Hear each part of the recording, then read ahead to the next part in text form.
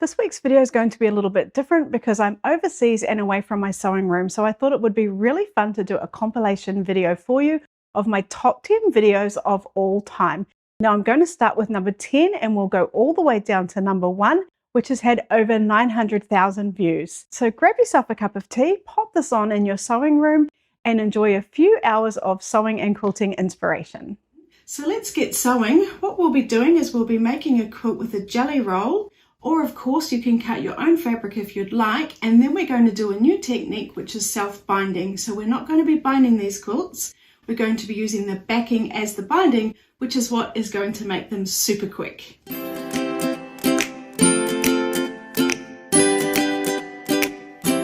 So what we're going to do is we're going to take 18 strips from our jelly roll, or we're going to take our 2.5 inch strips that we've already cut, and we're going to join them and sew them together. So we've got one long continuous strip. Okay, so I've opened up my jelly roll, and because of the way the quilt will work, I'm not going to sew two of the same pieces of fabric together. I'll make sure I choose random fabrics so that it's a nice and random looking striped quilt. So what we're going to do is we're going to join them all with a diagonal join. Now, I know you might think that's going to take ages, but really it doesn't, especially once you've done one or two, you'll find that it really goes quite quickly. If you really don't want to do them on the diagonal, I think it is fine in this instance to just join them with a straight stitch because it could have been part of the design of our quilt. So I think you'll get away with it. Personally, I'm going to go with my diagonal joins because I don't think they take that long, and I also think they're great practice to do all these with the diagonal join. So I'm going to place mine vertically, with the right side facing me. I'm going to find a line on my mat. I'm going to place it on the line. Right side's facing me. I'm going to make sure my selvage is away from my line that I'm using on the vertical. I'm going to take my next fabric, and then I'm going to place the wrong side of the fabric down on top. Again, making sure my selvages are away from the edge because I don't want them in my sewn seam. And I'm going to place that fabric on another line. So I've got my first strip facing upwards on the vertical line. I've got my second strip with the right side of the fabric facing down on the vertical line, and then nice and straight. Then I'm going to rule my line where I'm going to sew from the top left corner down to the bottom right, and I'll pin it.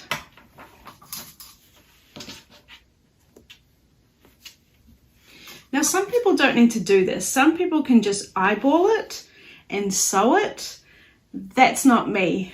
I'm not clever enough to do that. I don't think this takes too much time. So if you don't think you can do that either, I recommend you take the little bit of extra time, measure it out properly, get it on some straight lines, draw your line, pin it, and then you just can't go wrong. So once I've done that, I'll then take this second strip and turn it up, imagining that's now my long continuous strip, and I'll move it along. And now the end of that strip is facing up, right side's facing me. I'm going to find another line to line that up on the vertical. I'm making sure my selvages are away from the edge of my horizontal line. I'm going to take my third fabric,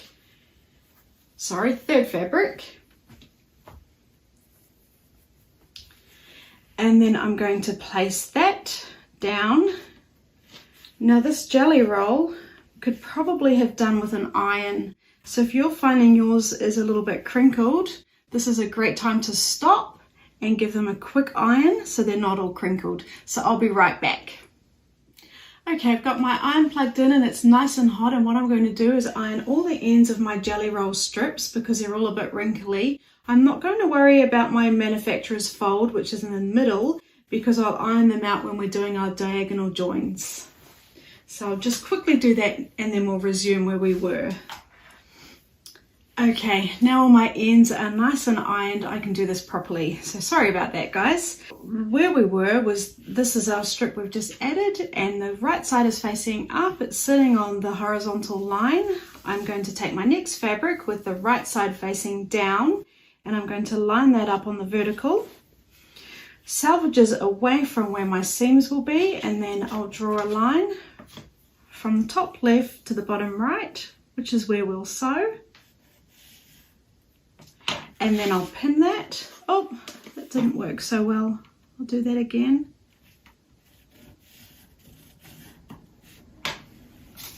And I'll pin.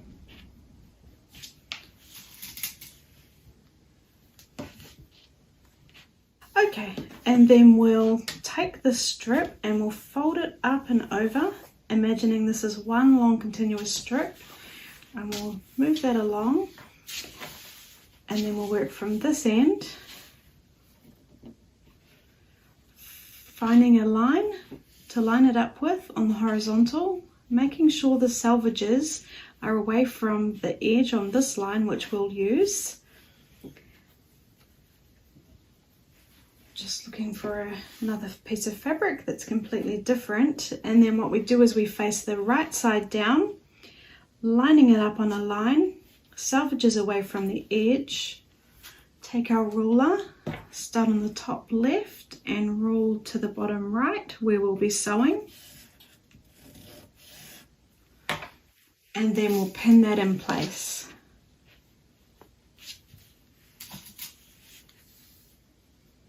And we'll carry on. So folding that one up and following it along, and I'm going to do this for 18 strips.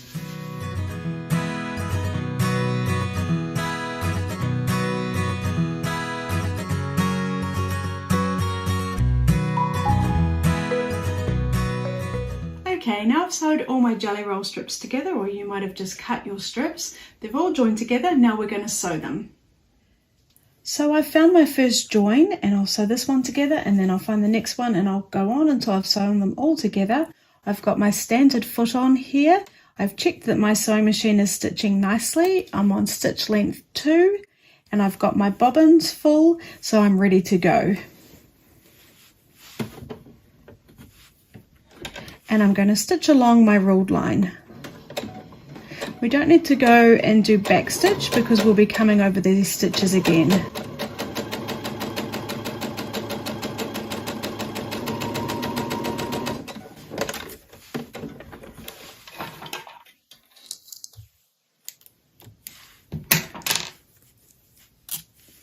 And it's a good idea just to open them up and just check that you're happy that that does look like one nice long continuous strip before you move on to the next one.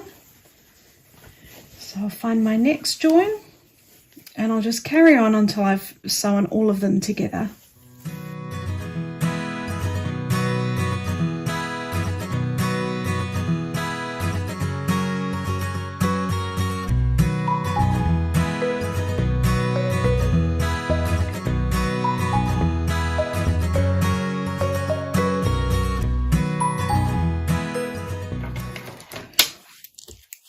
So I've just sewn my last one, and now we'll cut off the excess here and press. Okay, so now we need to trim off the excess. So our sewn line is here, and if we open that up, we get our nice continuous strip. So what we'll do is we'll take our ruler and we'll place that on top of our stitches so we have 1/4 inch. So that line there is 1/4 inch from the edge of my ruler, and I've got it lined up along all my stitches, so I'll just trim that off with my rotary cutter.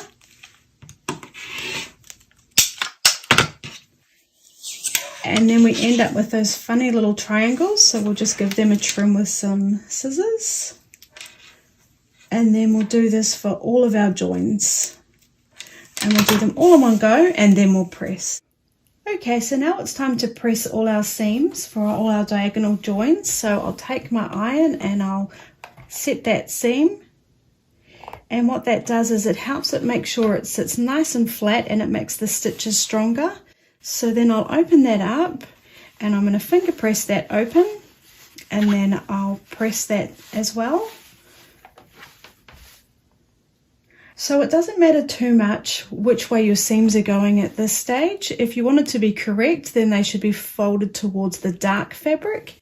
You might want to open them up, which is what we would usually do on a diagonal, but in this instance, I'm just going to press them towards the dark. And then when I come up to a manufacturer's fold, or any little wrinkles, I'll just give them a quick press while I'm here. And then I'll move down. There's my manufacturer's fold. I just want to press that out because it does make it easier to sew when we get to that point. I've got another little wrinkle here I'm not happy with, so I'll get rid of that while I'm here. Then I'll fold it back over. I'm going to set those seams again. So I'll just press my iron on top. I'm not moving it around, I'm just holding it there. And then I'll finger press it open. Press those down. And again, I've decided to put my seams towards the darker side. Pressing, and now I need you to do the same and carry on until you've done all your joins, please.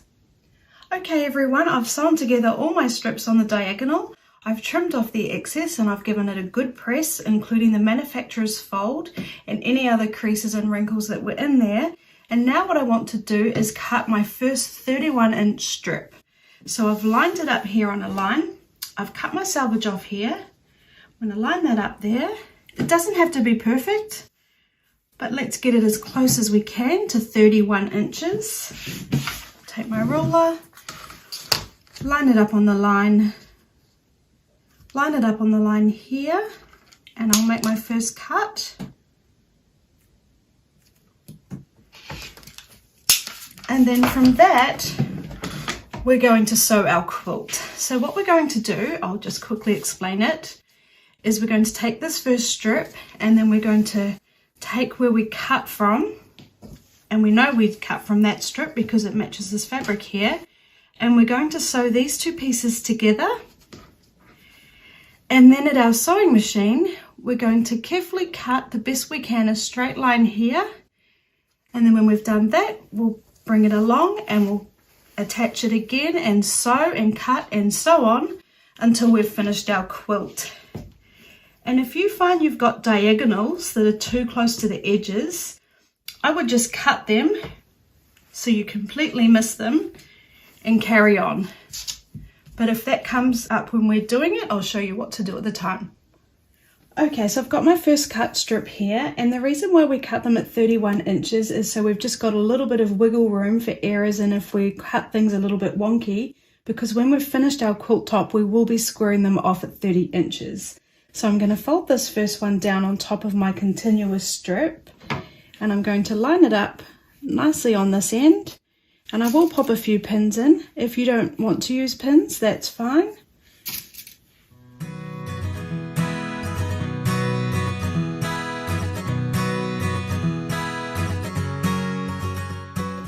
Okay, so now I'm ready to sew.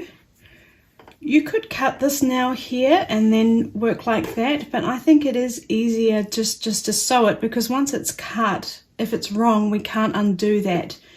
So I'm going to sew mine and then cut, but you can do it if you think that's easier by cutting first.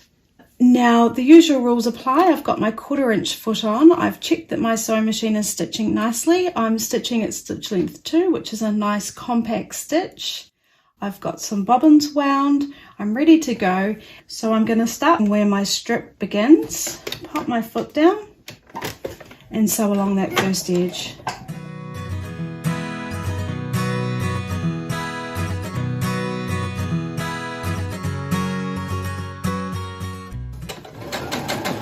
I'm going to come right past the end.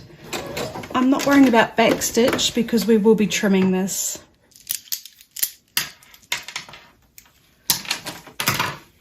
And now I've cut my first strip, I'm going to come back to the beginning here and I'm just going to trim it the best I can in line with that first line I made. And then I'm going to place that down, and then I'm going to open it up, and then I'm going to work out how I would like to sew my next strip on. So I'm not sure about these two sitting right next to each other like that, so I'm going to see what it will look like if I switch that around and start from the other end. And I think that looks a little bit prettier. So that's how I'm going to be sewing mine together. So just have a play, there's no hard and fast rules. So once you're happy, I'm going to fold my top down and pin them together again. I'll line them up. Doesn't have to be perfect because remember we will be squaring off our quilt top.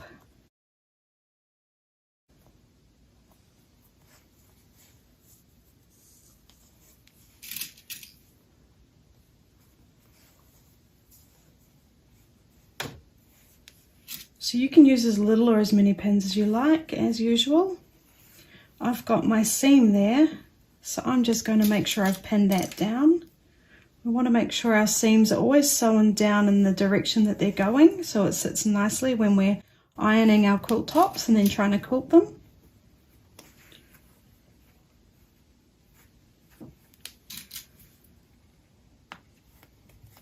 And then we'll sew this one.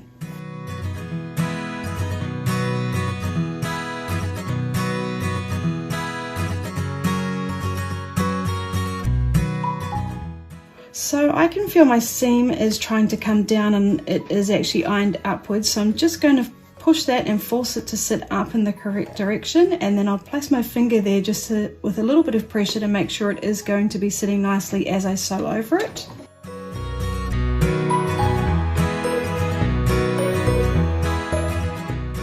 And I'll just come past the end.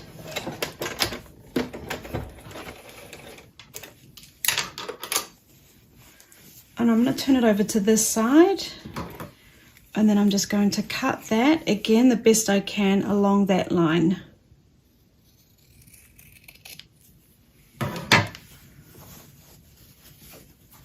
And now we'll continue on. So I can have a look at my next strip and decide would I like it to go that way, which I think looks quite nice, or I can turn it around the other way.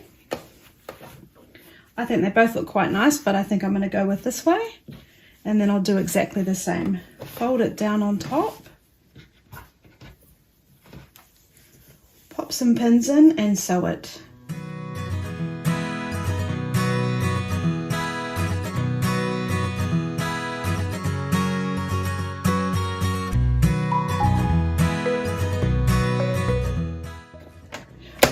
I could just feel that my seam was trying to push up again. I could see it and feel it, so I just lifted my foot up and just corrected that. And then I pop my foot back down and I'll carry on.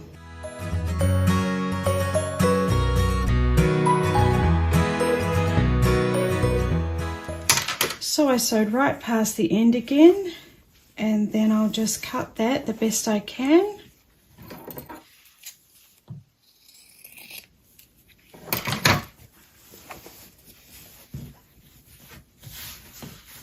And then I'll take my next strip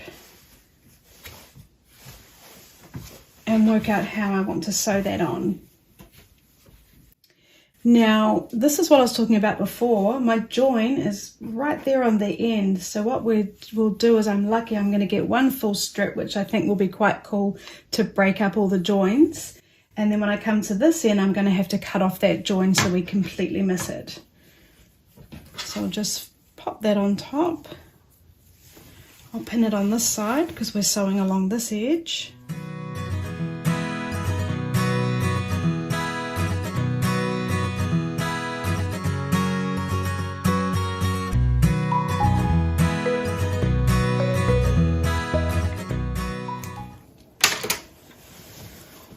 Okay, cutting that off.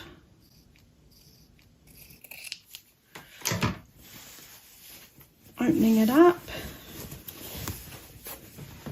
And then having a look at what we've got next for our next strip. Now, I don't want that join right there, so what I will do is just cut that off. Just cut it straight the best I can. And then I'll have a look at what we've got. So now I have to decide, do I want two strips that don't change in a row, or would I rather just move this along a bit and get a join down here? And I think that's what I'm going to go with. So I'll make sure we're not too close to this edge, and I'm going to just cut this again. I've already cut it once, I'll just cut it again. And then I'll fold that over and pin it down. So I'm just going to turn it over so I can sew along this edge here and pin it.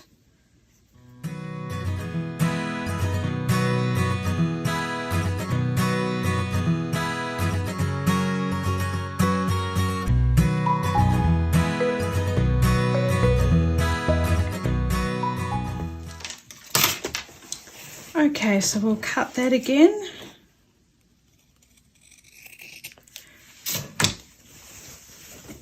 can open that out. And that's looking quite fun. And what I would like you to do is carry on until you've sewn 20 strips together, and then we'll be getting our 40-inch length. And then what you'll need to do is give it a good press. We'll set our seams and then we'll press them open, and I suggest that you press all your seams going in one direction. Okay everyone, I've finished sewing my 20 strips together and I think it's turned out really fun and random, and I'm really happy with it.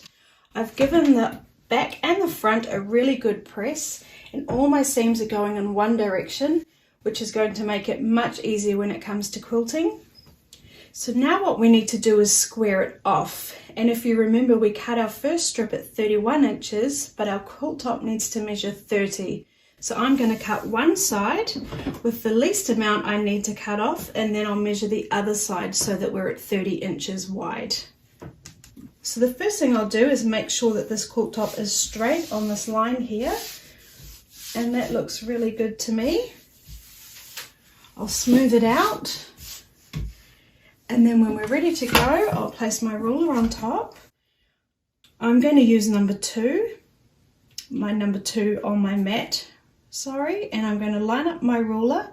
So this line is on my quilt line here, and then I'm going to line it up with the 2 here, but then I can't see what's happening up here. So I'm going to have to find a way of making sure that's square. So the best thing I can do is make sure my ruler is straight on this line. It's straight on the edge of my quilt top, and I can see it looks pretty straight along some of these lines of my sewing.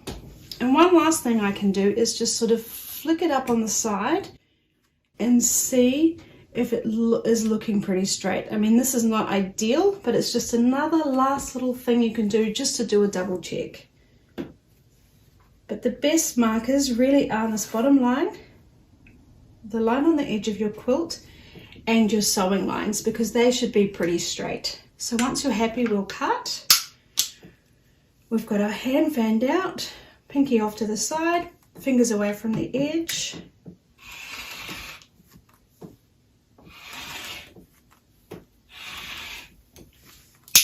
And then we'll move the quilt top down so we can cut the top off. So now what we'll do is we'll line up the edge that we just cut on a line and the quilt top on a line. So I'll bring this up. It's a little bit tricky because, well, this line and this edge aren't going to be lining up. So let's make sure that looks as straight as it can be on that top line. We'll line it up on this line, which was what we cut from. So that's 2. So I'll make sure my ruler's lined up on this edge. I'll make sure my ruler is then lined up at the very top of the line here. And it's looking all straight to me. So when I'm happy, I'll cut.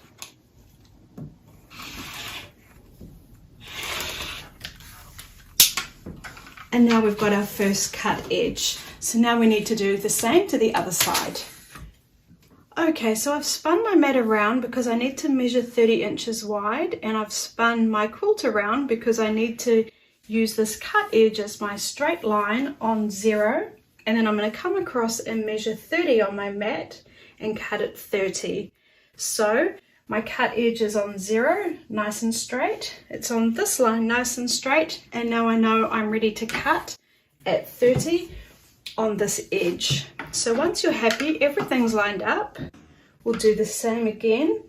I'm going to line up a line in my ruler on the line of the edge of my quilt here, and when I'm happy with that, I'm going to find a few lines of my sewing and just roughly line it up with that as well.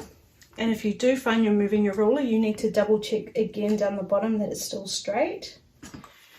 And you can just do a rough check to make sure you're not miles off what you're trying to cut at. So mine was a little bit off, so I'm just moving it back over to the 30. And then once you're happy, everything's lined up the best that you can do, then you can cut. and I'm at 30 inches because we need it to be 30 inches wide for our quilt top. And then when I've cut that, I'll just bring my quilt top down and cut the remainder off. So again, I'll line up this edge on the straight line. Take the ruler off, it's a little bit hard because it weighs it down. I'm going to line up this edge on the line the best that I can.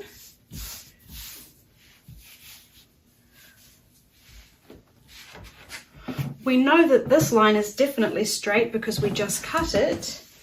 I'm going to line my ruler up here on the edge that I just cut. I'm going to come up past it and line it up with the 30 at the top. And when I'm happy that looks all straight, I can line it up with a few lines in my sewing because that should also be straight. And when you're happy, you can cut.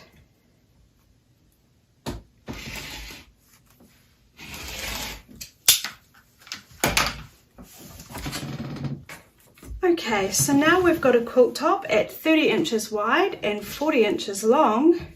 It's time to baste it and quilt it. Okay, so now I'm going to baste my quilt, and I've got my backing here, and if this was a pattern fabric, I'd have the pattern facing down onto my bench, and I have the wrong side facing up. And what we do is we give it a quick smooth over, make sure it's nice and smooth, the best we can get it. And then I'm going to take masking tape and tape it down. I'm going to start on this side.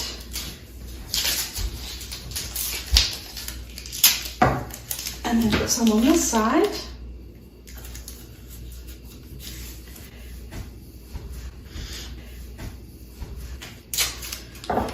And then I'm going to tape the corners. So we're just pulling it so it's nice and smooth and very slightly taut. We don't want it stretched. So you can put as little or as much as you'd like on, but how I've done it now is probably the minimum. And that looks good to me, so then I'll get my batting. So I'm going to place my batting in the middle.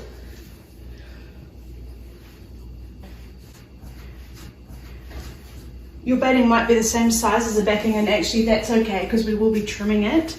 So just place that on and just smooth it out. Remembering we don't want to stretch it. Batting can be very easily stretched. So we're just smoothing it out so it's sitting nice and flat with no creases. And when I'm happy with my batting, I'll get my quilt top and I'll place that on top and smooth it out. So I've got my quilt top and I'm just going to place that on top. And we do at this point need to make sure that the backing is nice and even around because we need at least an inch on every side to fold over at the end. And as you can see, I've got lots of space on mine, so that's not going to be a problem. And then I'll smooth that out, not stretching it, but making sure it's nice and smooth with no wrinkles and creases. And I gave that a very good iron before I squared it off, and if yours somehow got a bit creased, you could give it another iron before this step. And then once you feel like this is sitting nicely, you can put your pins in to secure it for quilting. So I know I'll be doing stitch in the ditch along every seam, so I'll make sure my pins aren't in the way of that. So I'll put one in the corner here.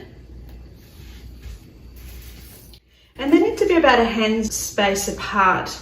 So we don't need too many. So I'll pop another one here. And if I measure about a hand span apart, it's here. So I'll place my pins in this way rather than this way, so that when I'm coming along with my walking foot, it's not going to be in the way.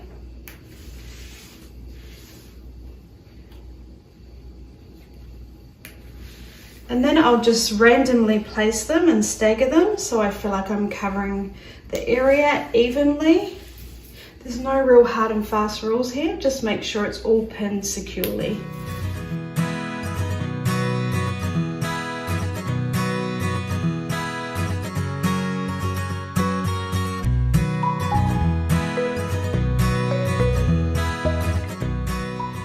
Okay, so now that I've finished basting, and remember when you pop those pins in, make sure you're getting all 3 layers, and you can do that by placing your hand underneath and just doing a quick check.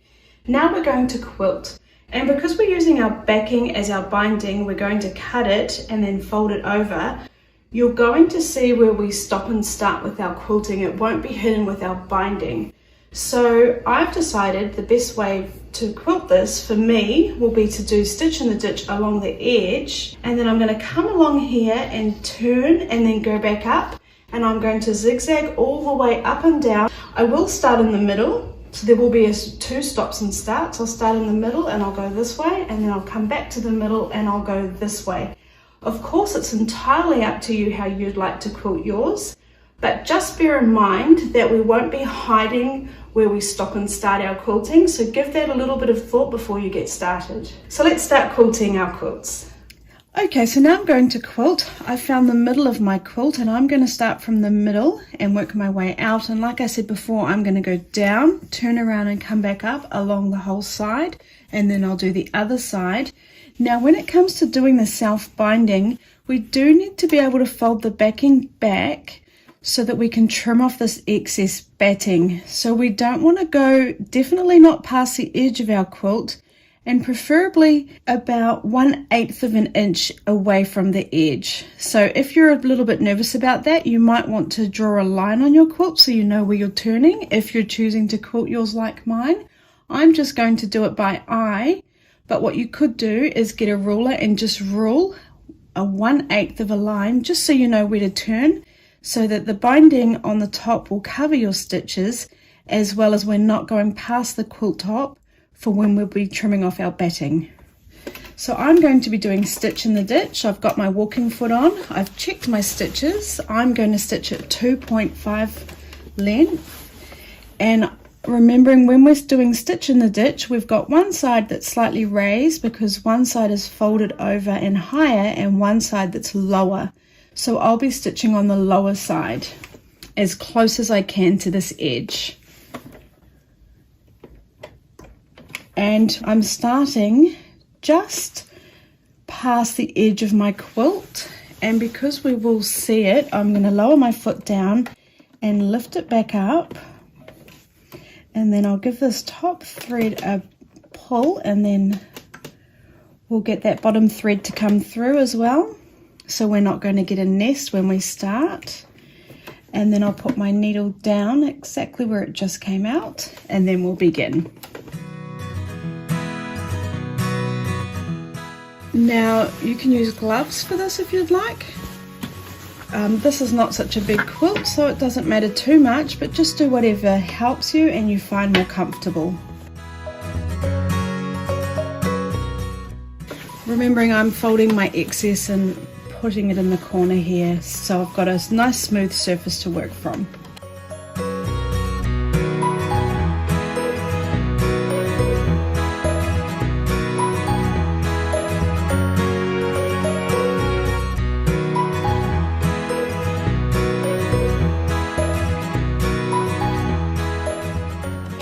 Okay, so I'm coming right up to the end of my quilt top here, and I'm going to come as close as I feel comfortable doing, making sure I don't come past the edge, and I'm going to lift my foot up. I'm going to make sure my needle's down, and I'm going to turn, and I'm just going to stitch along there. And like I said, you might have chosen to draw lines to help you do this. I'm going to do it by eye, and I can see that the edge of my inside foot there is going to be my guide, so that's going to be helpful for me. You might be able to find something else to use as your guide, or else a ruled line. And then when I come up to my next strip, I'll lift my foot up again, my needle is down, and I'll turn.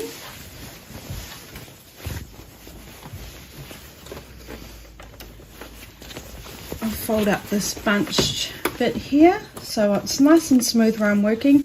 And remember, you can stop and start as much as you need to make sure where you're working is a nice smooth surface. And now I'm going to sew along this seam, doing stitch in the ditch.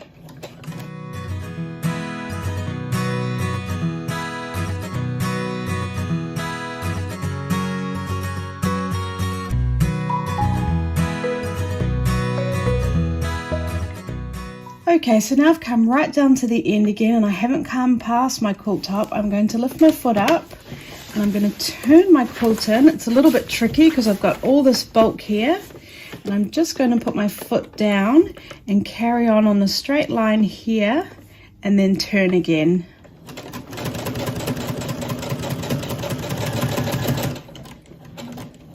So stopping when I get to my next seam, lifting my foot up, my needle is down and turning. Adjusting my excess quilt top here, basted quilt rather. Okay, so now what I'll do is I'll carry on down the seam and then turn and continue on until I've done this whole side of the quilt. Then I'll start on the other side of the quilt and do the other side. And remember, you can quilt yours however you'd like. This is just how I'm choosing to do mine. And then we're going to do our self-binding.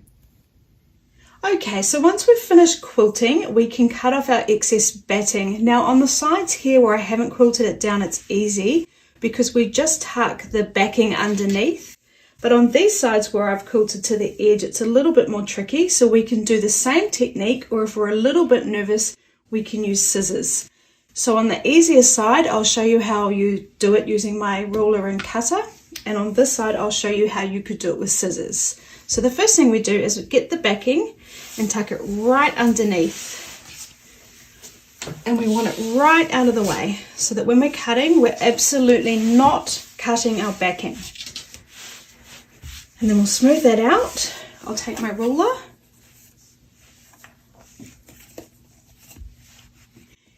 And I'm going to line my ruler up with the edge of my quilt, and I'm going to line it up with a line in my ruler on this edge of my quilt. And when I'm happy that it's straight, I'll check it and double check it. I'm absolutely sure my backing is underneath, and then I'll cut.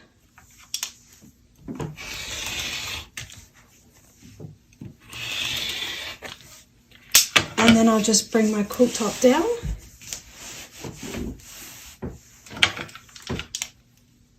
And I'll just cut off that last little bit. And I'll do the same to the other side.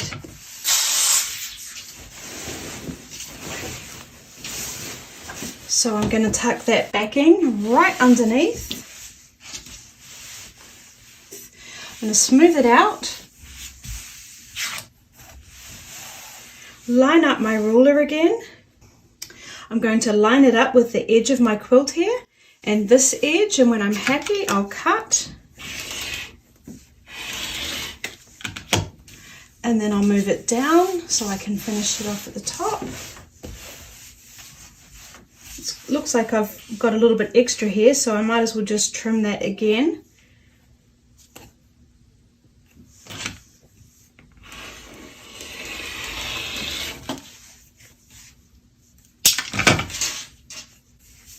And then now we have to do it to the other side. So I'll open that up.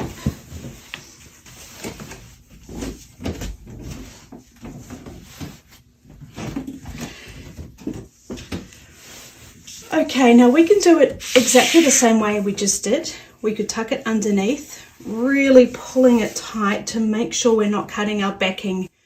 We really don't want to be cutting our backing.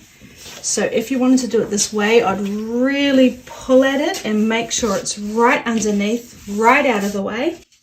But if you're worried, we can use scissors. Okay, so if you do want to use scissors, I think it's easier if your backing is out so that you can see it and then you're not cutting it. And then take your scissors and just very carefully, slowly come in and trim. And what you can do is you can just pop underneath here and check you're not cutting. So you could get your scissors ready and just check your backing isn't caught up there. And just take your time and trim.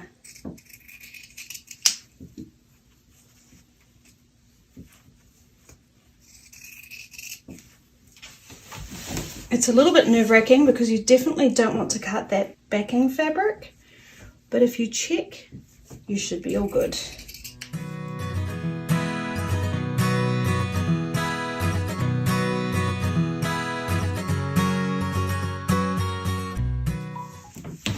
Okay, and when you've finished this side, do the other side.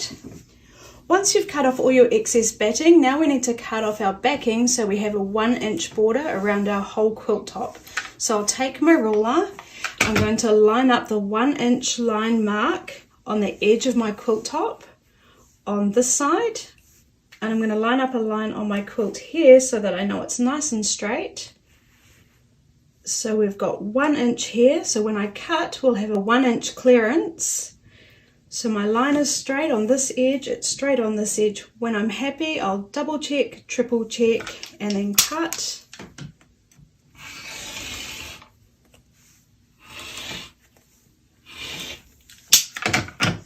And then I'll just move my quilt down.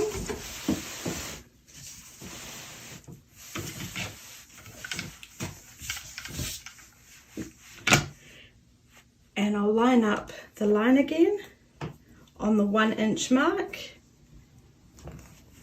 I can also line up the line at the top there now if I'd like to. It always helps to line up as many lines as you can, and when I'm happy I'll double check, triple check, and then I'll cut.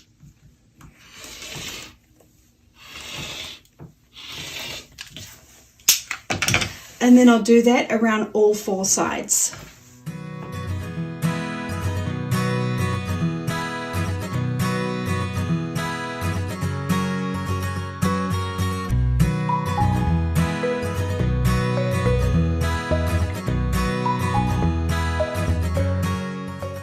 Okay, once you've done all 4 sides, we're going to go to the iron and we're going to fold our backing over and press it with the iron.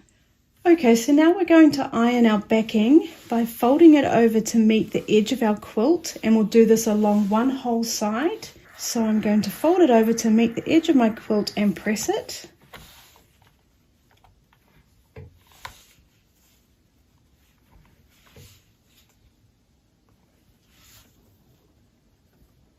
And I'll carry on till the very end, and then I'll fold it again so it's coming up and over my quilt top, and that's going to be my self-binding. So when I've done that and it looks sitting nice and tidily, making sure these corners are tucked in nicely, I'll press it again, and I'll do this along this whole edge. We're going to do one edge at a time.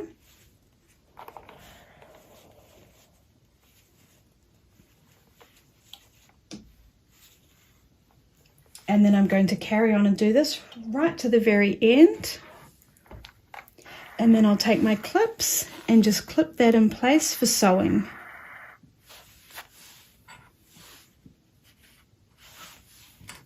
If you don't have clips, you might want to use pins. That's entirely up to you, whatever you prefer to use or have got at hand.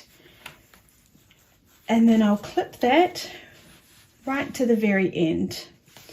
So I finished this edge here. Now we have to do this edge, and we first have to fold this corner over. So what we do is we take the folded edge here and we want to bring it up and over so that that's lining up with this edge of the quilt, and it creates a triangle, and then we give it a press.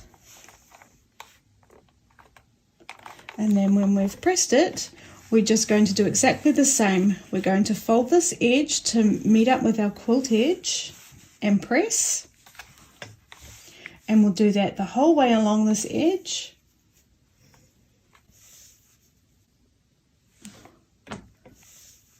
Okay, and then when we've finished that whole edge, we'll then fold this over again. And now we've created a really nice tidy mitered corner there. We'll press it again. And we're folding it up over, making our self-binding. And we'll press along our whole edge, and then we'll clip it into place for when we're sewing. I'm going to put one right on that mitered corner there.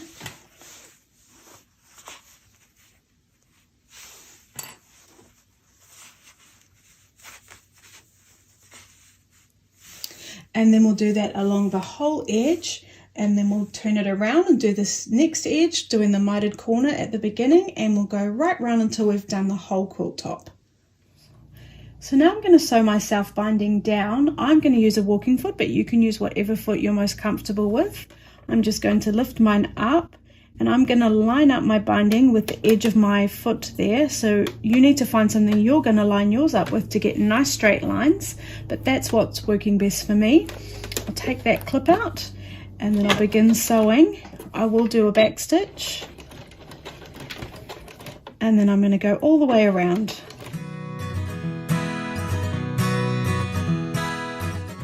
And then as we come up to this corner, I'm just going to hold it down with my finger, and I'm going to come right up to it.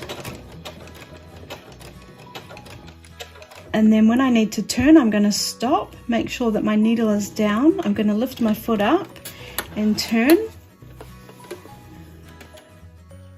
And then I'll put my foot back down, and then I'll continue on.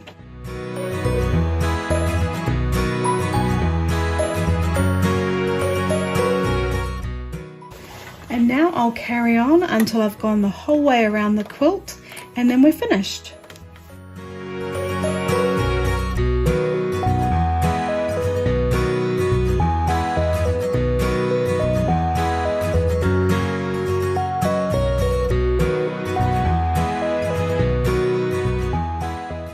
Okay, so now we've finished our southbound strip quilts, and I think the finish is quite lovely. We've got the backing which comes over to the front to make our binding. If you'd like to join me in donating yours to Comfort Quilts, please check out the information in the description below. And next week we'll be making another quick quilt that's also perfect to donate. Hey everyone, it's Stacey, and I've got a super quick and easy project for you today. We're going to be making these snack pouches. And I thought with Christmas coming up, it would be really neat to make one that would fit a gift card. So I've got the exact sizes for you. Let me show you how. To make our pouch, you'll need 2 pieces of fabric, one for the outer and one for the lining, and they both measure 5 inches by 8 inches. Then you'll need a single-sided piece of iron-on interfacing, and I'm using Paylon Shape Flex SF101, and that needs to measure 4.5 inches by 7.5 inches. And then you will need these cam snaps. So I've got 1 set of cam snaps in all, which is what punches your hole through, so you can put your cam snaps on, and a pair of cam snap pliers. And I know that is a little bit of an outlay to purchase them, but I decided to bite the bullet and buy them because I think it is really handy to be able to do cam snaps with your little projects. So I think it's a great investment to make. So with the fabric that you'd like to be the lining, I've got it here facing wrong sides up. So if I just lift it up, you can see that's the right side facing down. I'm going to take my interfacing, and one side has got like little rough bubbles on it. That's the glue. I'm going to make sure that's facing down on my fabric, and then I'm going to just place it in the center. So we want about 1/4 inch around all 4 sides. And when you're happy it's in the center, let's just press that.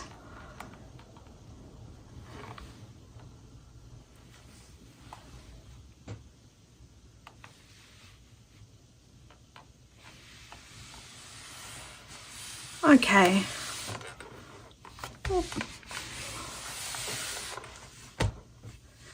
Now let's move on to the next step. So now I've got my piece that we just ironed the interfacing on. All I'm going to do is take my ruler, and I'm going to measure the center, and when I've found the center, I'm going to put a dot right at the very top. So, this should measure 5 inches. So half of 5 inches is 2.5. Then I'm just going to find 2.5 on my ruler and mark a dot right at the very top there. Can you see that? Then what I'm going to do is just do exactly the same, but 1 inch from the edge down. And I'm going to do it right on the very edge on both sides. Okay, now what I'm going to do is I'm going to take my ruler and find that first dot and rule a line from dot to dot with my ruler.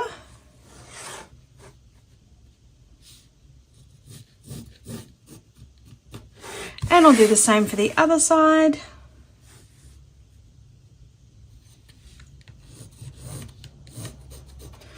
Okay, now once they're on, I could either use scissors or my rotary cutter to cut them, but first what I'm going to do is I'm just going to take my fabric that's for my top, and I'm just going to face them right sides together. I'm kind of cheating here because I want this project to be super quick. So I've got my right sides together. I'm going to line up all those edges, And I will just pop a pin in just to make sure it stays in place. Now, like I said, I'm kind of cheating. I'm just doing this the quickest way possible. You could do them one at a time if you wanted, but we just need to cut off where we've got these lines here. You could do that with scissors. I'm just going to use my ruler. I'm lining up my ruler on the line that I drew, and now I'm using my cutter. The reason why I didn't just do this without ruling it is because I didn't want to accidentally get it wrong, and then once you've cut, well, you can't put the fabric back on. So it's just safer to rule it and then cut it. So there we go. Now what we're going to do is just pop in a few more pins just to keep it secure.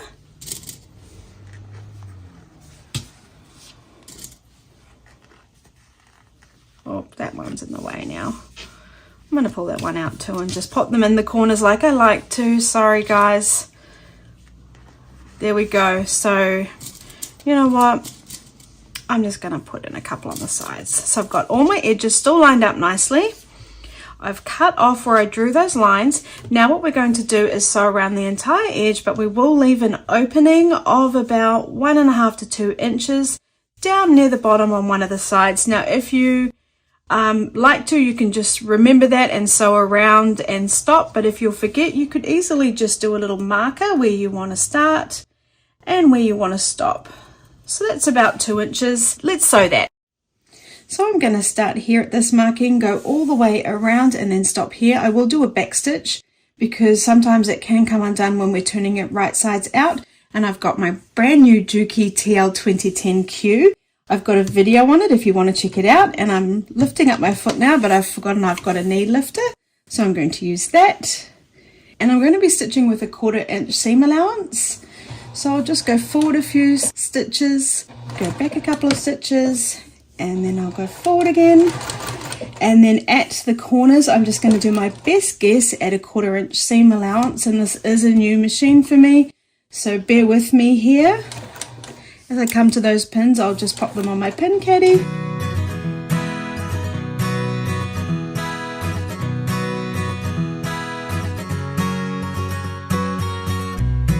Then when I come to the point, again, I'm just going to do my best guess and make sure my needle's down, lift my foot up and turn. If I've gone too far, I'll just go backwards, or if I haven't gone far enough, I'll do 1 or 2 more stitches.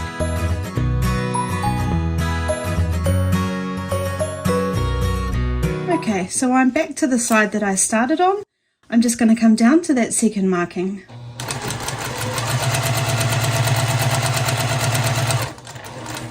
And I will do a back stitch. Cut my thread. Okay, we're done. So trim any loose threads, and what I'm going to do is just go around and cut off all the excess on the corners so that it sits nicely when we turn it right sides out.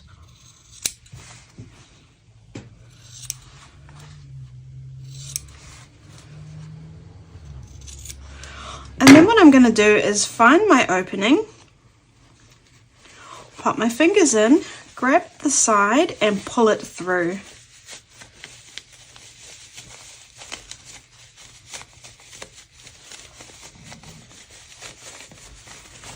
Okay, and then we want to push it all out so it's sitting the best we can. Then I like to use a point turner, or you could use something else that you've got blunt. I know some people like to use a chopstick. And then just on those corners there, I'm just going to give it a push so that they're all sitting really nicely.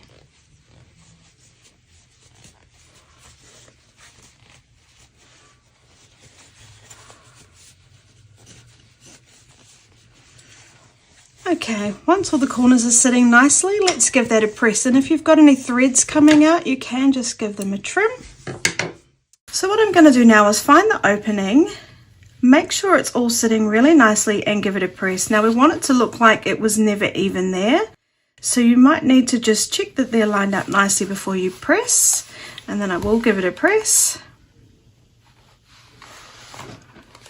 And then what I'm going to come around and do is just roll out all those seams so they're sitting really nicely.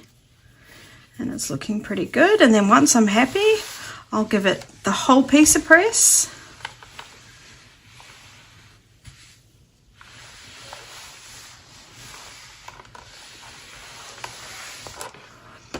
Okay, and then, oh, well, actually let's just give the inside a press too. It's looking a bit wrinkly, and I feel like that could be sitting a little bit nicer.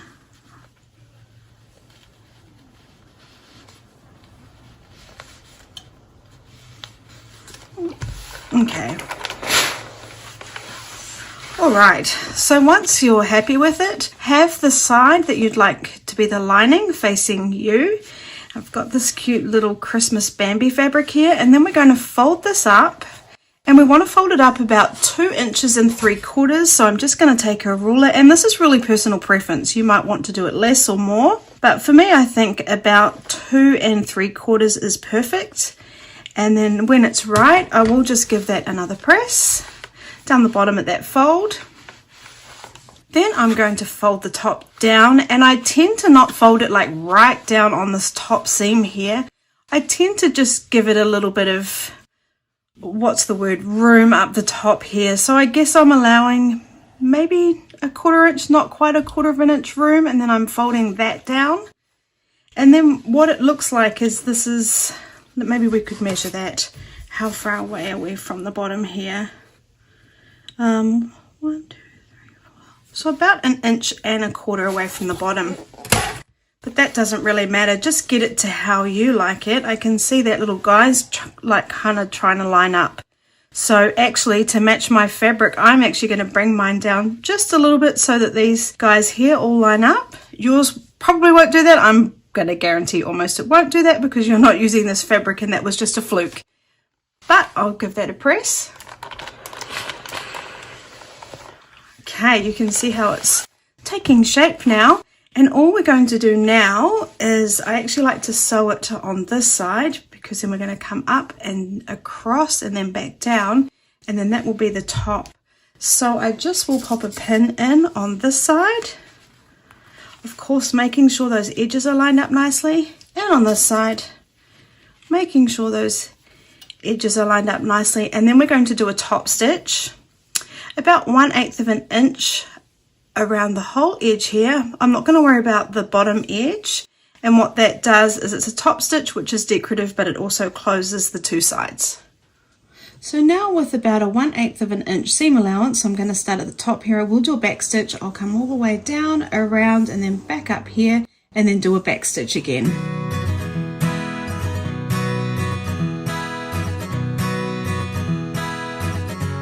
Moving my needle down, lifting my foot up and turning.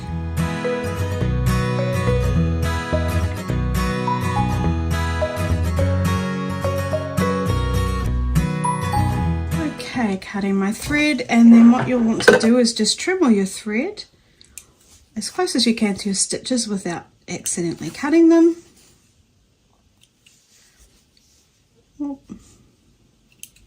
And now let's do our snap. So now we're going to attach our snaps. Now you don't have to buy all these pieces individually. You can pick up kits for about $12 and upwards. I'll put a link in the description below. Now what I did find was if you just take a snap and try and guess the center, it seems to always go wrong. Well, it always goes wrong for me. So what I'll do is I will take my ruler.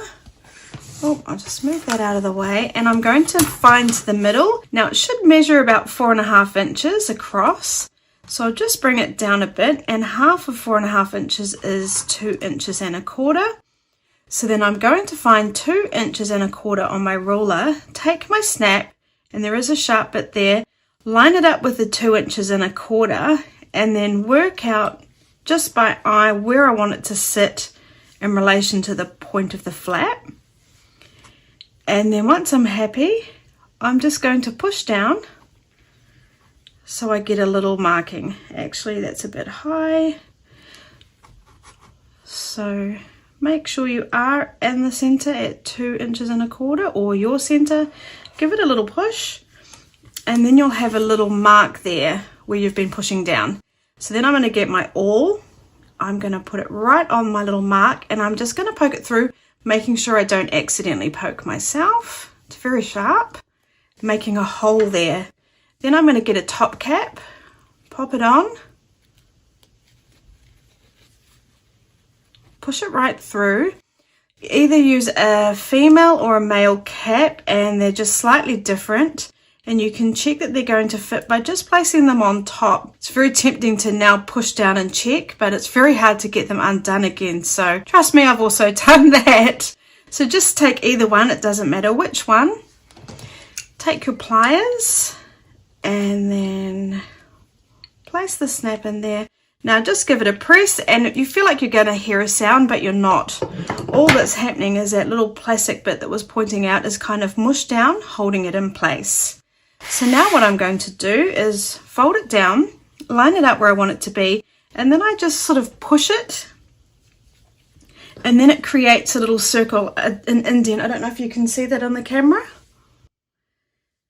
So then I'll just get my awl again and pop it right in the center of that circle indent it did. Again, being careful not to cut myself and being careful not to accidentally go all the way through the back layer here. So that's fine. I'll take my little cap again, but this time we're going in from the back. Popping it through the hole we just did, pushing it all the way down, taking the other piece, getting my pliers, making sure they're positioned correctly and pressing, and we're done. It is just so easy. And then voila, we've got our little snap purse. Isn't that cute? And it's so easy. I'm really glad that I finally took the plunge and invested in a little kit. And this size is just absolutely perfect for a gift card. You might want to be buying someone a gift card this Christmas. You could make this little pouch and pop it in there. And I also thought it might be cute to put a little ribbon on it. So when you were sewing up the sides, you just pop a little bit of ribbon on there, and you could even hang it on the Christmas tree. Isn't that cute, you guys? So there we have my snap pouch tutorial. I think it might be my easiest tutorial yet. You can find the cutting instructions and more information over on my website. I'll put a link in the description below. Don't forget you can make them any size you want. Just add on a few inches. And don't be intimidated by the snaps. It's a small investment, but I think you'll have a lot of fun doing them, and you'll be surprised at how easy they are to do. Please leave me a comment and tell me if you plan on making your own little snap pouch and who you're making it for.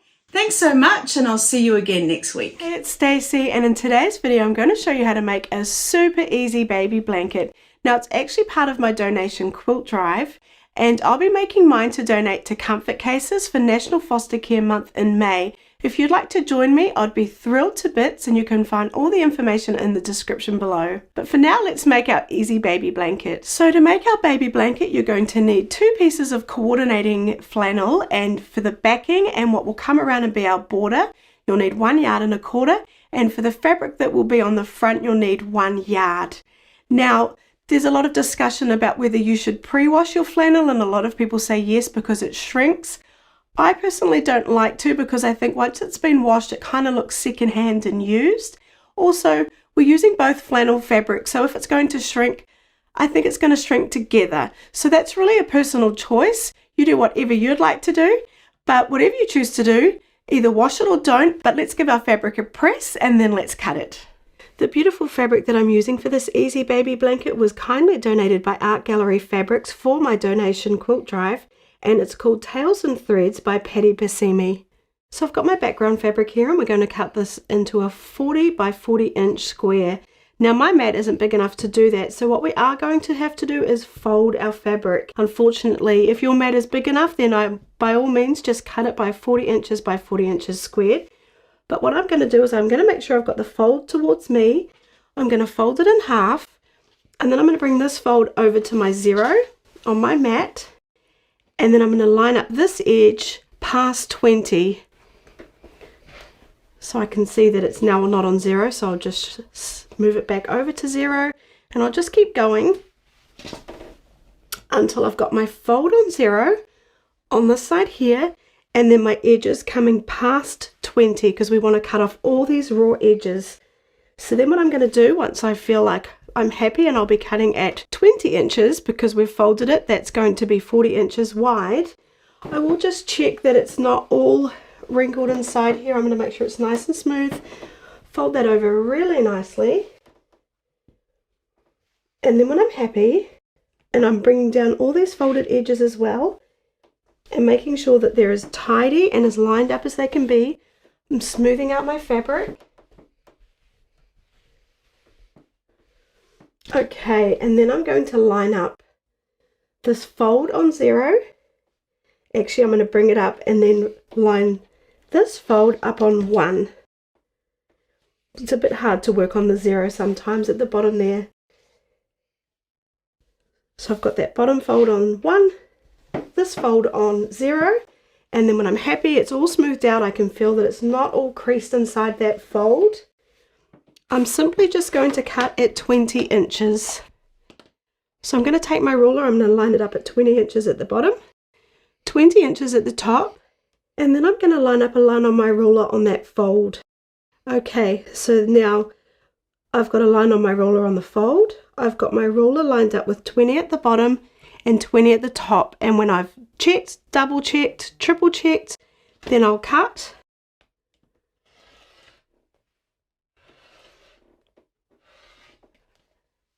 There we go. Okay, so if I open it up now, we should have a nice 40-inch wide piece, but now we need to check the other side. And I did forget to mention that I've still got the manufacturer's fold here, so when you purchased your fabric, it came like this with it folded in half. So I ironed it like that and I haven't changed that. So all I'm going to do now is open it up. And the two edges that we just cut, I'm going to line them up.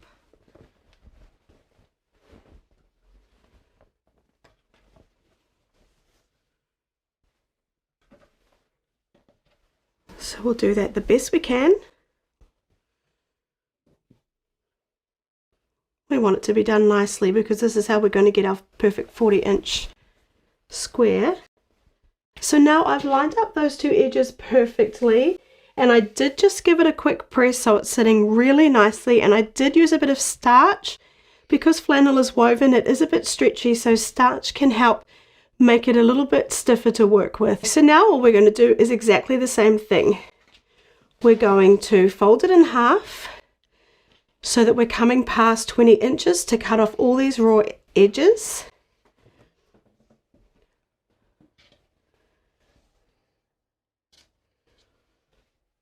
Oh,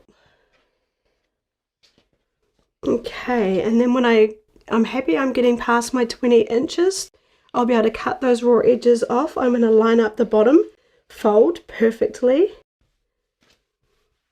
smoothing it out,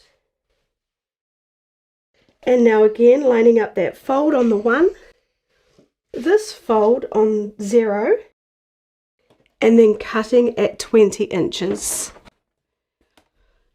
Lining up 20 inches at the bottom of my ruler at the top and making sure that a line on my ruler is lined up on my fold so we know it's a nice straight cut. And when I'm happy, double checked, triple checked, let's cut.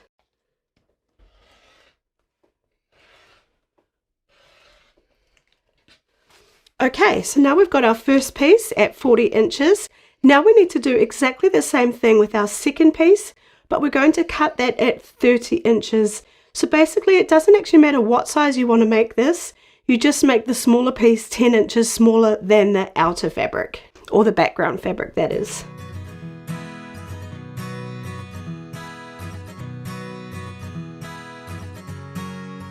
Now because we need this to be 30 inches wide, I'm cutting mine at 15 inches because 2 times 15 is 30.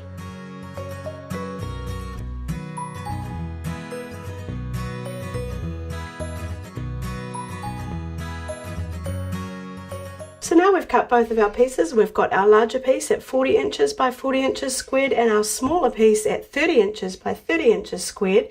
We're going to take our smaller piece and just mark our corners. So I've made a mistake. Don't be like me. Make sure that your selvage is not going to be part of your 30-inch squared piece. I think I'm going to be just okay. I think that's not going to be too noticeable. But just keep an eye on that. I wasn't being careful enough and I should have told you to look out for that. So what we're going to do now is we're going to open it up and we're just going to find all 4 corners. And on each corner, we're going to mark a 1/4 inch on each side, or you might just like to do a square. I'm just using a regular pencil because you're not going to see this. You might like to use a washable marker. We just want 1/4 inch on each side or a square, just like that, and I'll repeat that on all 4 corners.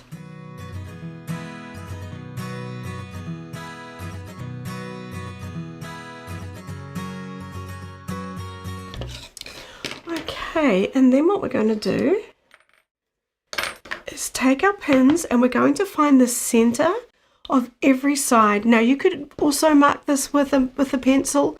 I think a pin is easier because you can see it on both sides. So all I'm going to do is fold my fabric in half. I'm going to line up those edges. So we'll just line them up perfectly.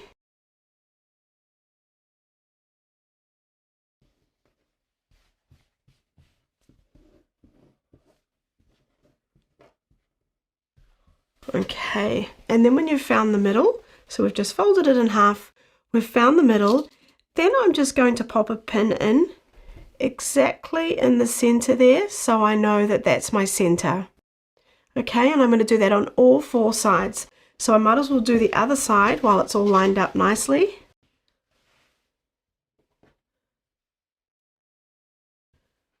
So we do want this to be as accurate as possible. So lining up those edges, lining up these edges, finding that center and popping a pin in right at the top, which marks our center point. Okay, and then I'll open it up, line up the other side so I can find the center of the other 2 sides because we're doing this on all 4 sides.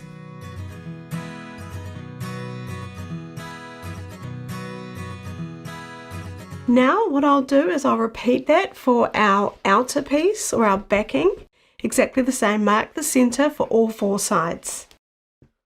So now I've got my 40 inch by 40 inch piece with the right sides of the fabric facing me, so that just means the pretty fabric's facing me.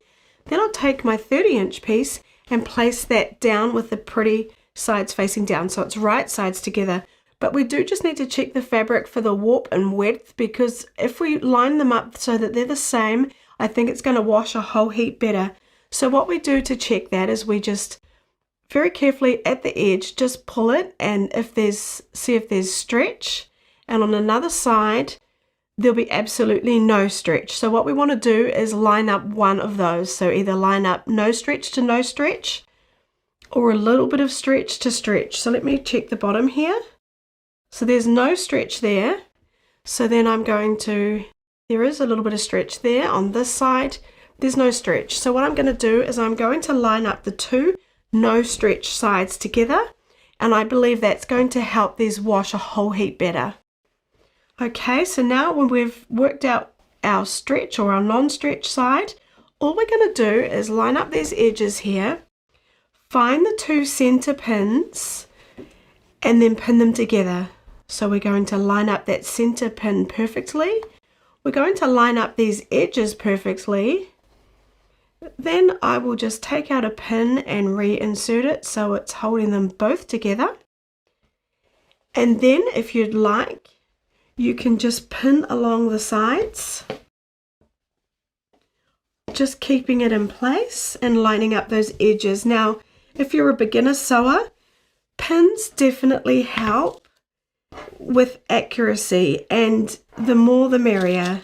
So don't skip this bit if you're a beginner. If you're not a beginner, then you can skip this bit. Now, I might have to fix them up because what we're going to be doing is we're going to be sewing from the center out on both sides. So they might be upside down when I get to that point, and I'll just fix them up when I get there.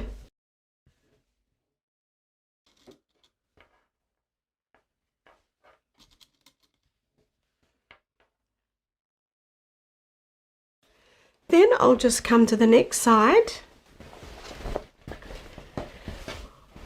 So remembering we've got 4 sides, I'm just going to come to the next side. Now it seems a bit weird, right? Because I've got all this excess here. I'm going to line up those 2 pins, line them up so they perfectly meet, line up these edges, and I'm going to pin. But then I've got this funny little bit that's extra here. That is correct. Don't panic and think you're sewing it wrong. We do have this funny little dog's ear piece here, and don't worry about that, it's all going to come together at the end. So you might like to sew one side at a time together, or you might like to just pin them all and just do all 4 sides at one time. That's entirely up to you. But just remember, starting in the center is the most important part, and then pinning them so they're nicely lined up. And then you can move on to the edges. And I'll do this for all 4 sides.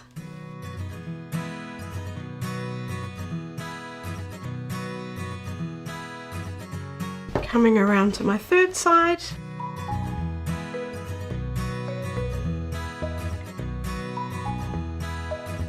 Lining up those pins and doing exactly the same.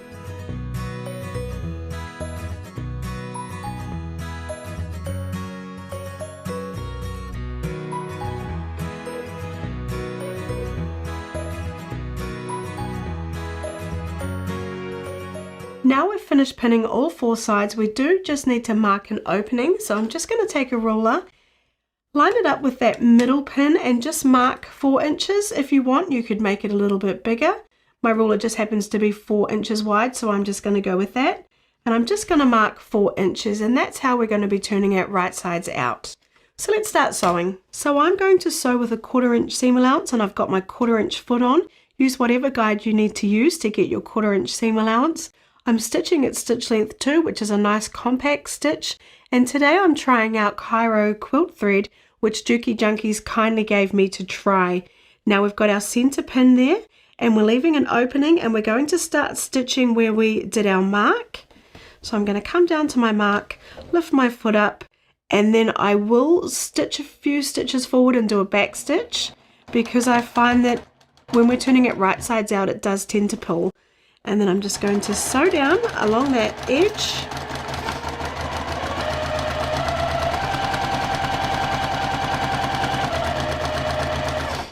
Removing the pins as I come to them.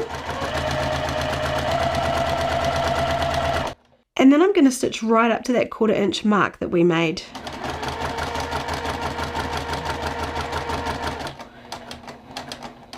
When I get to it, I will do a back stitch.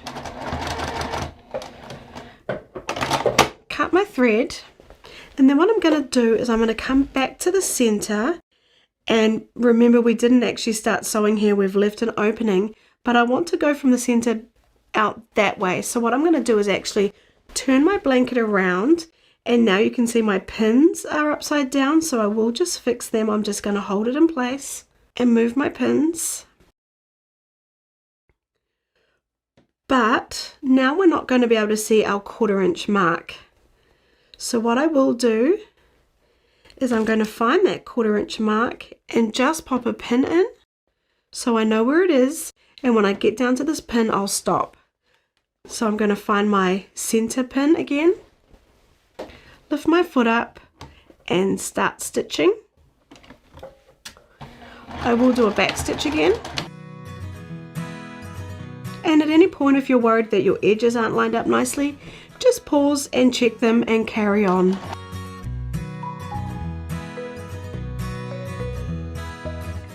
Now I'm coming right up to that pin. I'm going to sew right up to it. And believe it or not, you can actually sew over pins like that. That's actually how I was taught to sew. I don't generally teach it, but don't worry that you're going to crash into your pin. It actually turns out fine most of the time. But I've just sewed right up to that pin. I will move it out and then I'll do a back stitch. Okay, and then we've finished that first side. Now I'm going to find my second side. I'll flip it over. I'll find the middle. And I'll start in the middle and I'll go all the way to the end, just like we did the first time, but this time we don't need to worry about leaving an opening. I will do a back stitch. Oh, my pins are around the wrong way, but it's not bothering me. If they are, just fix them up.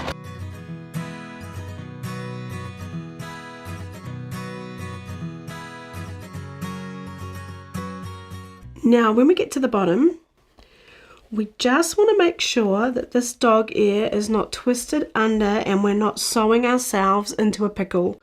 So just make sure this dog ear is right out of the way, and all we want to do is sew along down to that 1/4 inch mark, sewing those 2 pieces of fabric together, nothing else. You can actually open this up here and pull that dog ear down if you're worried, but just take your time at this point.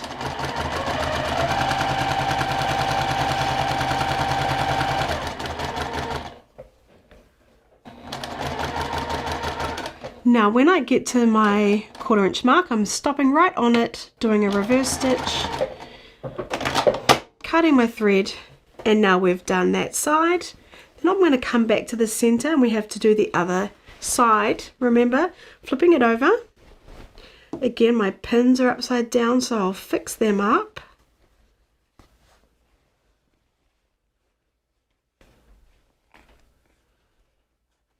And remember, I can't see my 1/4 inch mark, so all I'll do is I'll make sure those edges are lined up nicely. I'm going to just flip it over, pop a pin in, marking that 1/4 inch. So now that means when I get down to this pin, I'll stop right there. And I'm going to repeat this for all 4 sides.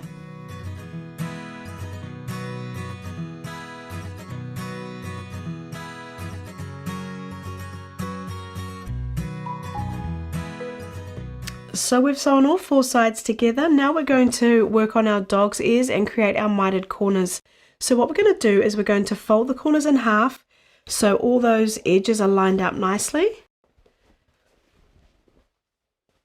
So I'll just show you that again. This is the corner, and I'm going to bring this edge over on top, and I want to line up these edges really nicely. And then this corner here, we want these seams to line up as best they can. Now that's pretty much perfect. Sometimes they're not perfect. Just do the best that you can do. Then what we're going to do is take our ruler and we're going to line it up on our folded edge, not on our raw edge here. So on our folded edge, we can either put the edge of the ruler on the fold or even a line on the ruler, just whatever you're most comfortable with. I'm just going to do the edge of my ruler, and I'm going to make sure that's lined up really nicely on that fold. And then all I'm going to do is draw a line. So where the stitches end, that's where we want to do our line. So there'd be no point in having our ruler down here and drawing our line. We want to find our stitches at where they end, and from there where we drawing our line up. So I'm going to line up the fold with my ruler, the end of my stitches, and then draw my line. Okay, I hope that made sense. Then what I will do is I will just pop a pin in here because we've got it all sitting nicely and I want it to stay that way when we sew along this line. But what I'm going to do is I'm just going to find my next corner and do exactly the same. So here's my next corner. You can see that's the corner of my blanket. I'm going to fold this top edge down so my raw edges are lined up nicely. Then I'm just going to make sure that's all sitting nicely too. So I've got those edges lined up nicely. Making sure this point is lined up as best as it can be. Yours might not end up perfect, but just do the best you can. And then when we're happy, I'm just going to find the end of my stitches. And they're right here. I'm actually just going to mark it, which is going to help me see it because my thread is white. I'm just going to line that up there, down there. Just want it all lined up nicely.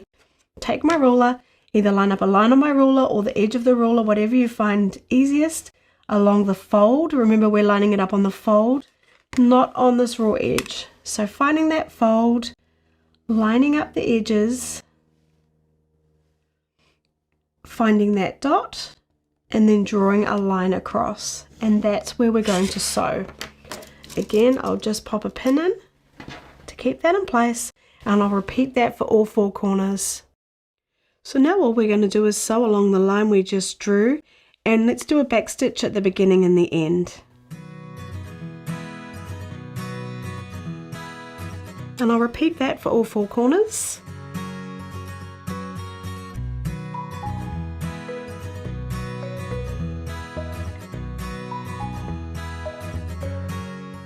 So I'm just sewing right up to the dot, but you can actually go past it if you want. It's not going to affect our corners. Okay, so now what we need to do is trim off our excess here, but if you want to and if you're a little bit worried about them, we can just check them before we trim off that excess, because if you have accidentally sewn them the wrong way, there's no going back. So what you can do is find the opening, grab each of the corners and just pull it out gently, and just check that it is in fact going to be a mitered corner. Now I can see that's going to work because I've got my corner there, and that roughly looks like a mitered corner, so that one's correct. Then I'll just go around and check all the others, because like I say, there's no turning back if we cut off those corners. Okay, that one's looking good, and I'll do the same for all the other corners.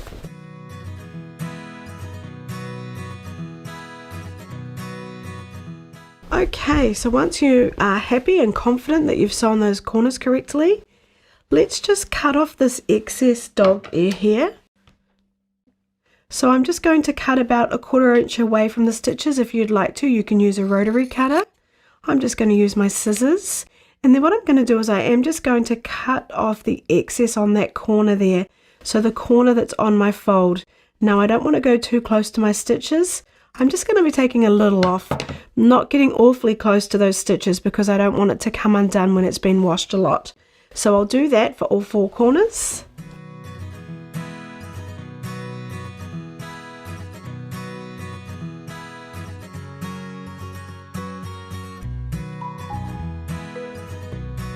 Okay, now before we turn it right sides out, once we've cut off all those 4 corners, let's just give it a quick press. So now I've got my baby blanket sitting pretty good, and now it's looking how we want it to look. You can see I've got my border here. What I did was I just shook it from the corners, all 4 corners, until it sat right. And now that it's sitting nice, what I'm going to do is just press these seams towards the border and then press these corner seams open. And for our opening, just pressing that the best we can, we will fix it up when we have it right sides out. So just pressing these seams out to the border. Then on the corners here, opening this up, giving it a finger press and pressing. Now, I know some people don't like to press, so they're tempted to skip this bit, but this really makes it a whole heap easier when we're turning it right sides out and doing our top stitch. So pressing right now is not me just being really fussy, it actually makes the process easier. So what I'll do now is I'll go around and do that to all the edges, press all the edges and all those corners.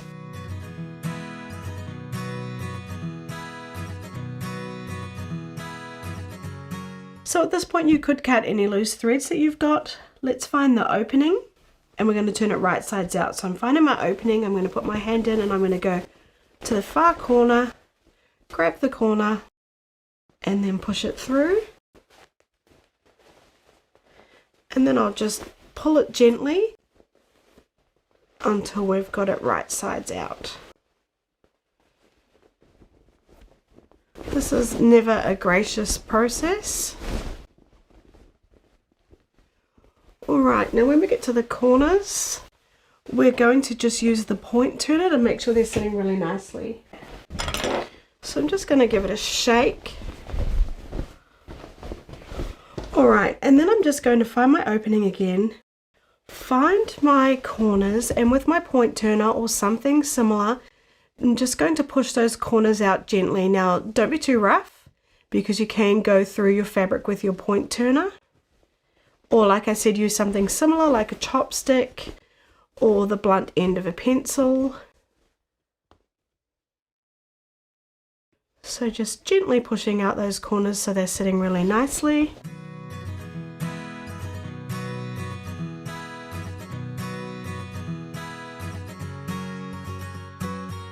Okay, let's just give it one last quick press. So now I've got my baby blanket sitting really nicely, and what I did again was I just grabbed the 2 corners and I just gave it a shake, and I did that on all 4 corners just to get it sitting really nicely. That really does help. Now what I'm going to do is find my opening and I'm going to press it so it just looks like one nice continuous seam, and it's looking pretty good there.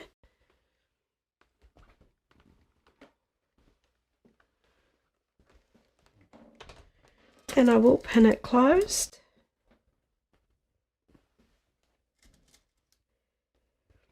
And then what I'm going to go around and do is I am going to press all my border, and I will just pop in a pin here and there just to keep it all in place as I'm sewing around the entire edge. So we're going to sew our opening closed and then sew along this entire edge doing a top stitch.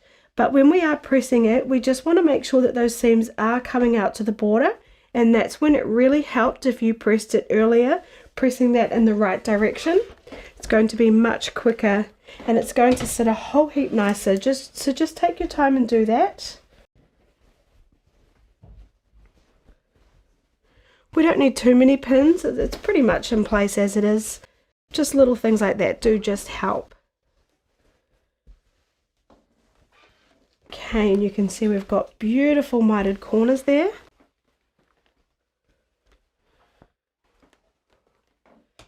Let me show you the corner. Doesn't that look beautiful? So I don't need to use a lot of pins, just one here or there just to keep it in place. Just remembering that those seams are facing towards the border.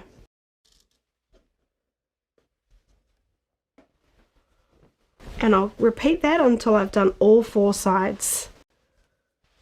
So now we're going to sew our opening closed and do a decorative top stitch, which just makes it really nice and strong and really durable in the wash.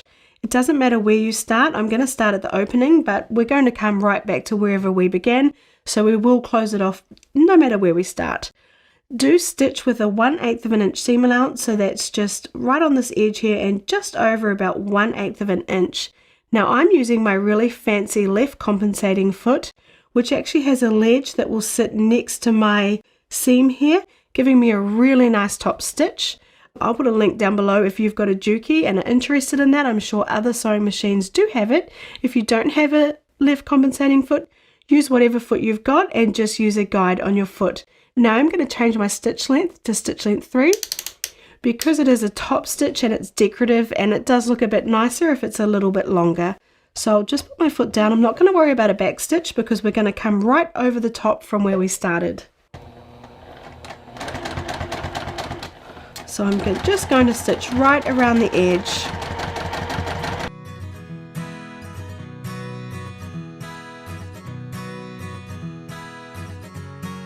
So when we come up to the corners, we want to turn right on that seam here on our border. So I'm just going to stitch right up to it. And if your stitch length is too long and you're going to go either way past it or finish way earlier, you can just reduce your stitch length to stitch perfectly to it, turn, and then make your stitch length longer again. Mine happened to be perfect just then. I'm going to make sure my needle's down, lift my foot up and turn, and then carry on along the next side.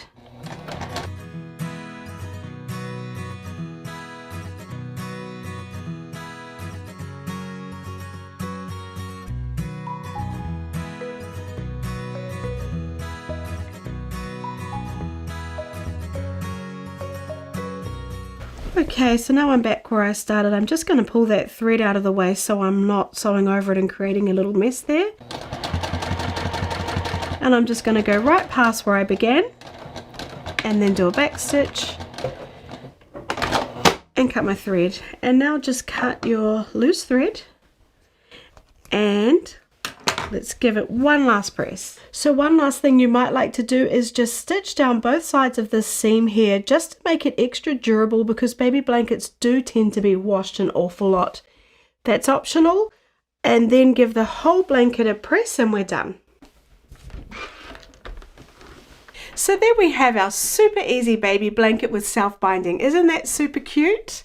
We've got the beautiful backing. Now these make great gifts and they're also perfect to donate. If you'd like to join me in making one to donate to Comfort Cases, I'd be thrilled to bits.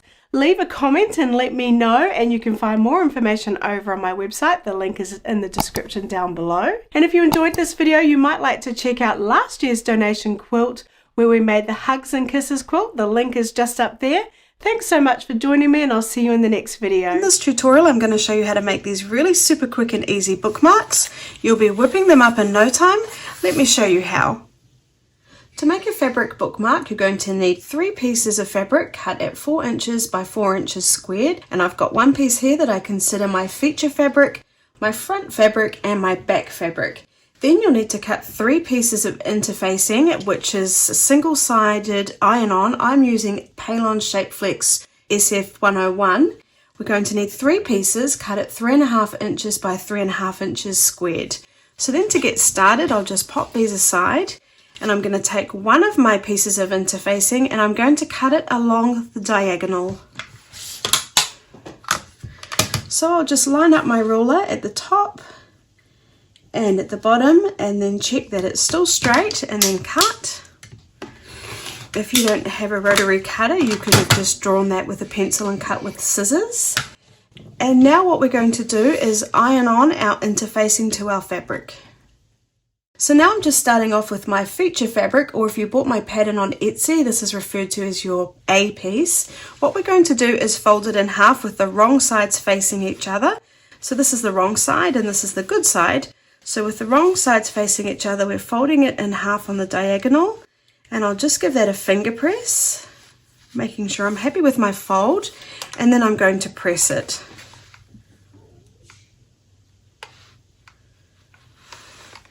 And then what we're going to do is open it up,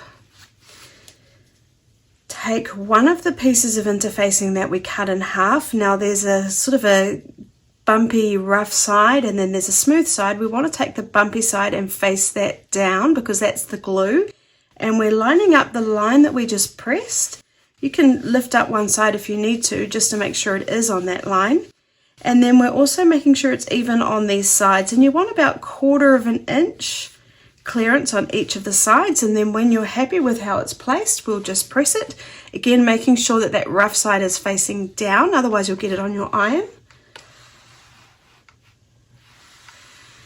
And then once the interfacing is secure, I'm just going to fold that back in half and press it again. And all that's doing is giving it a little bit more body with the interfacing, making it a bit stiffer, I guess. So I'll set that aside. Now I'm going to take my front and my back piece, or my B and C piece, and I'm placing them wrong sides facing up. So if I turn it over here, you can see the right side is facing down. Then I'm going to take my 2 pieces of interfacing, again with the rough side facing down, and popping that in the center so that I have about 1/4 of an inch seam allowance on all 4 sides. And I'll do that for both pieces, checking again that that rough side is facing down. And then once I'm happy, I'll press, making sure that it attaches nicely to the fabric.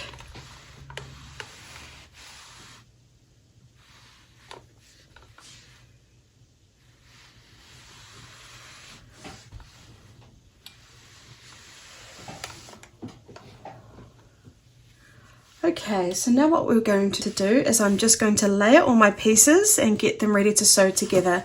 So I'm going to take my B fabric, and that's the fabric that you want to be the back. I'm using actually the same fabric for the frontal back, but you might like to use different fabric. So take whatever piece you'd like to be your back and face it with the right sides facing you.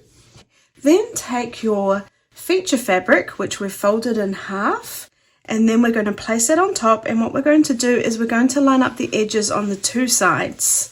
So you can see that's how our bookmark is going to be. Then we'll take our final piece, which will be the front piece, and we'll place it on top with the wrong sides facing us. And we want all these edges lined up really nicely. And then what I'm going to do is pop a pin in, holding it in place.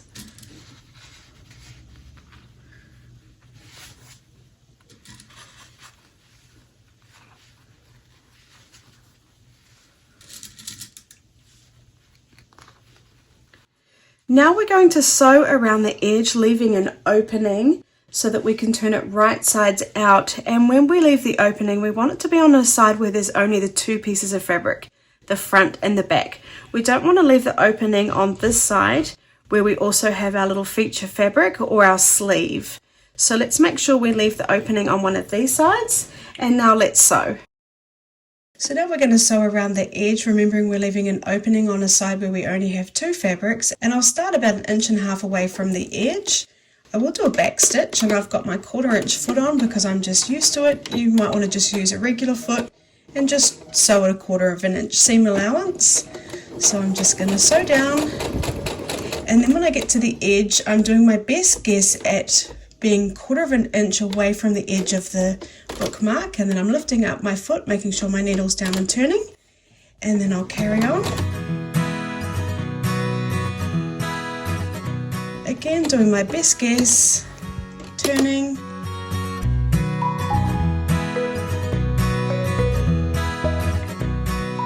And now I'm back on the side that I started, so I'll just sew down about 1 inch, 1.5 inches, and then do a back stitch. I just like to do a back stitch because when we turn it right sides out, it can be pulled at, and it just means that the stitches aren't going to come undone. So I've removed the pins, and now I'm just going to trim the corners to reduce the bulk, so when we turn it right sides out, it's going to sit really nicely. Just be careful of your stitches, you don't want to accidentally cut them.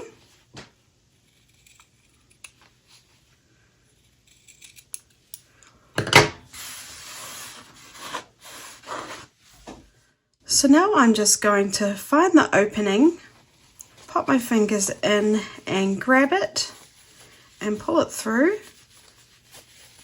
so it's right sides out. Give those corners a push, and then what you can use is a point turner, or if you don't have one you could use a chopstick. So you don't want to use anything sharp because you can accidentally poke a hole in it. So I'm just going to take my point turner and just give the points a push so they're sitting really nicely. You do have to be gentle because, like I said, you don't want to poke a hole.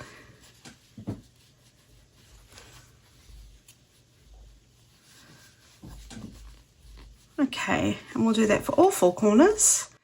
And then once you're happy, we're going to take this edge where we've got our opening and just line up the fabric so it's sitting nicely. Oh, I'm sorry, I'm just going to give that corner there one more push. So we want them to be folded in so it's sitting the same as the 2 sides, and once we're happy we'll press.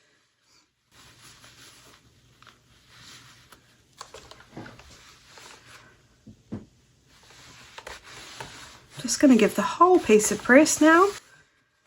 We can press it on the back as well.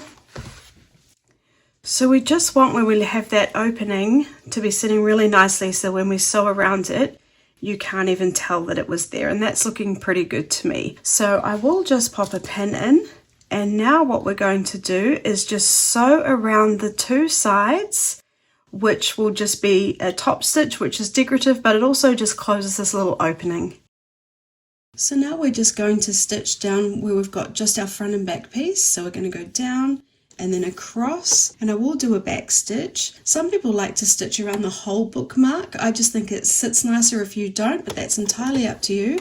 What I'm going to do is open up the sleeve here and start right at the beginning there, and I'm going to stitch with about 1/8 of an inch seam allowance. So just work out the best guide on your sewing machine.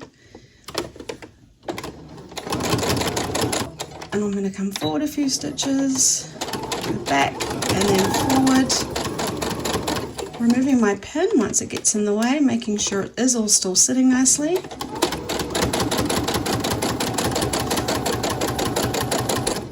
Doing my best guess when I get to the corner again. It's a little bit stuck, so just giving it a little push.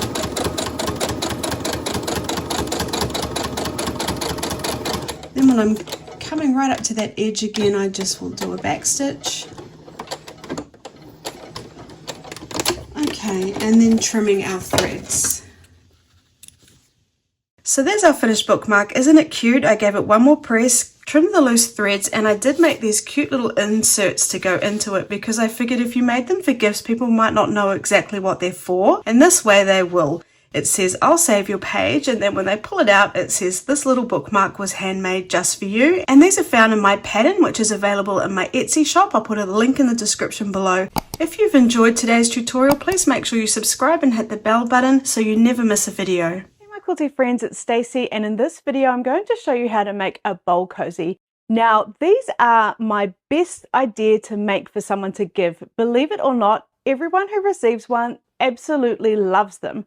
And I even got the stamp of approval from my 16-year-old teenage son, who tells me constantly that this is the best thing I've ever made. But don't take my word for it. Check out all these comments that I got last week in my video where I show you my top 10 gifts to sew. Everyone loves them. I think you should give them a go. Make sure you stay till the very end where I tell you my top tips on making a bowl cozy. So what even is a bowl cozy for? Well, it's to protect your hands when you're holding bowls with hot or cold food. So we're going to start off with 2 pieces of fabric that measure 10 inches by 10 inches. And you can use the same fabrics or 2 contrasting fabrics. I'm using this really cute art gallery fabrics called Christmas in the Cabin. And then we need 2 pieces of batting, and that's going to measure 1 inch smaller than whatever our main fabric is. So this is 9 inches by 9 inches squared. Now this batting is special batting. It's called Wrap and Zap and it's microwave safe. Now when you're making these bowl cozies, make sure everything you use is 100% cotton. Don't use any fabric that has metallics in it. Make sure your thread is cotton as well, and use this Wrap and Zap, which is microwave safe, and I'll put a link down in the description below so you can check it out. Now, I personally don't put mine in the microwave, but I do all of this just as a precaution to be safe. So taking my piece of fabric, I've got the wrong side facing me and the right side facing down. Then I'm going to take my batting and place it in the center. I'll have about 1/2 inch around the edge of the fabric showing, just like that. So place it in the center the best you can. It doesn't have to be perfect. Then I'm just going to press it so it's all smoothed out. And that kind of sticks to the fabric. I'm going to smooth it out on this side too, and then we're going to quilt it however we like. Now if you want to, you can pop pins in. I find the batting kind of sticks to the fabric, so I'm not going to worry about pins, but use pins if you'd like to. I'm just going to sew from corner to corner for my quilting, but you can quilt however you like. I did have one person comment that they like to do lots of quilting so that when they wash them, the batting doesn't move when they're being washed. I'm just going to draw a line from corner to corner so I know where I'm quilting, because if I try to do that by eye, it will be really crooked. I know it will, so I just find it easier to draw lines as my guide.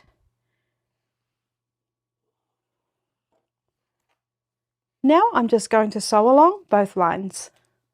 So I'm stitching at stitch length 2.5. I'm using wonderful confetti thread, and I'm starting on the very edge and just going to follow along that line.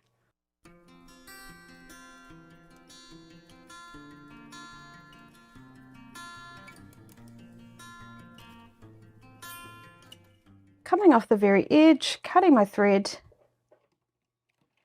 and then I'm going to do the same on the other corner.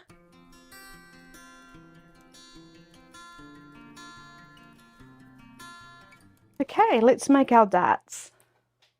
Don't forget you can quilt that more if you'd like to. Now what we're going to do is fold it in half. It doesn't matter which way we fold it in half because we have to fold it in half both ways. And then what I'm going to do is just give that a finger press, and then I just like to run my finger inside here to just make sure we don't have any creases. Okay, and then what we're going to do is we're going to take a ruler and we're going to mark 1 inch from the fold to the top on the top edge.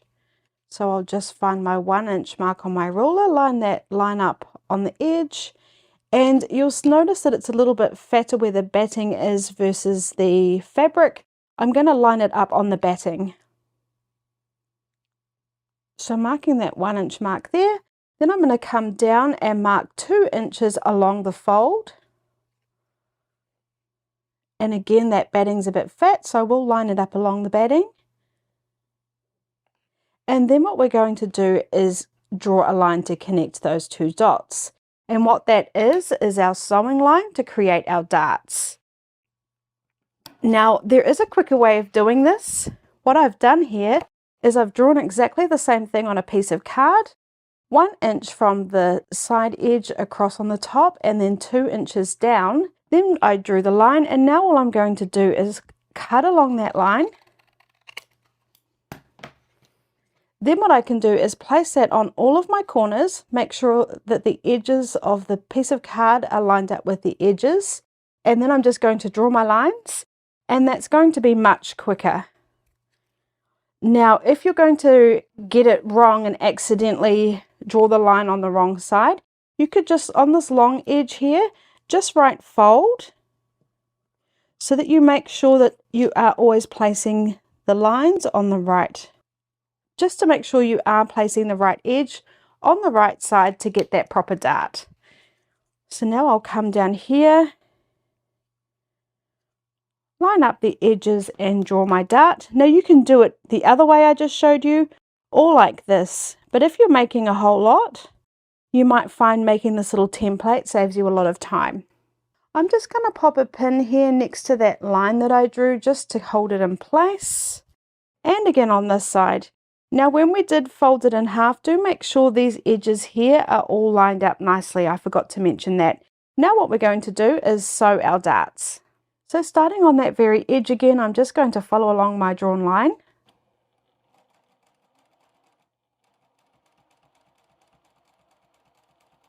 And when I come up to the edge here, I am going to do a back stitch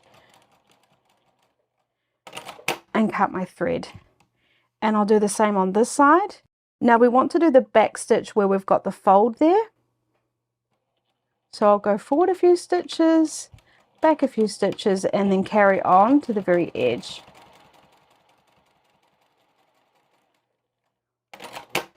Cut my thread, and now we'll do the next 2 darts. So now we're going to open it up and line up these 2 edges. So making sure it's all lined up nicely. Then we're going to mark our corners on this side. So I'm just again taking my finger and running along there, making sure there's no creases in there. When I'm happy, I'm going to take my little template and mark my line. You can do this the other way if you'd like.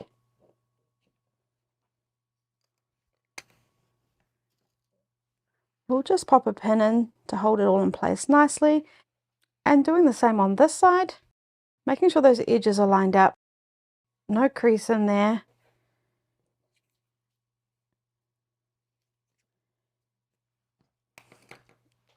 Drawing my line. Now I have written fold right here, but I just meant the longer side, the longer edge. Then I'm just going to pop a pin in to hold it in place, and then I'll sew the second lot of darts.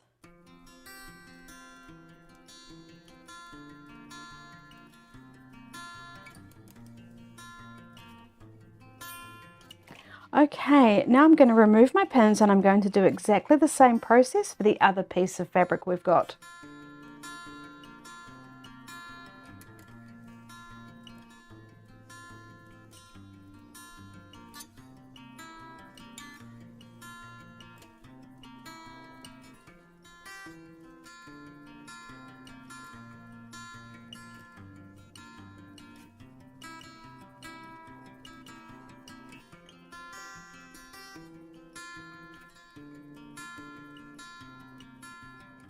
Now we're going to just trim off this excess. I'm just going to use scissors and cut it by eye, about 1/4 inch away from the stitches.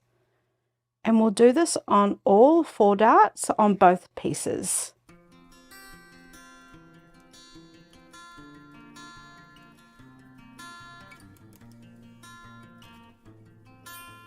Now we're going to open it up, creating our bowl shape.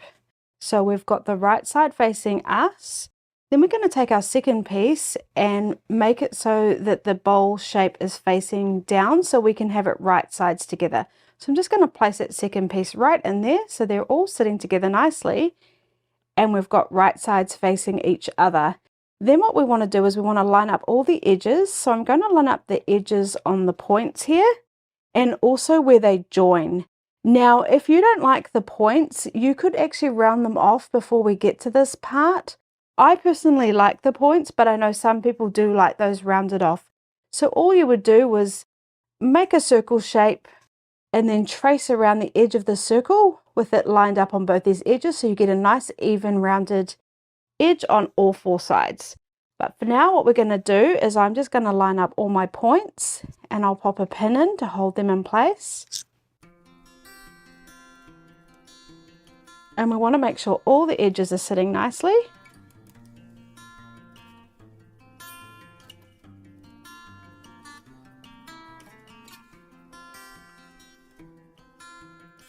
And then down where we've got our darts, I'm just going to line up, open it up and check that those lines are all lined up nicely and pop a pin in. Now they don't have to be perfect. If you wanted to, you could press them open. I'm not going to worry too much.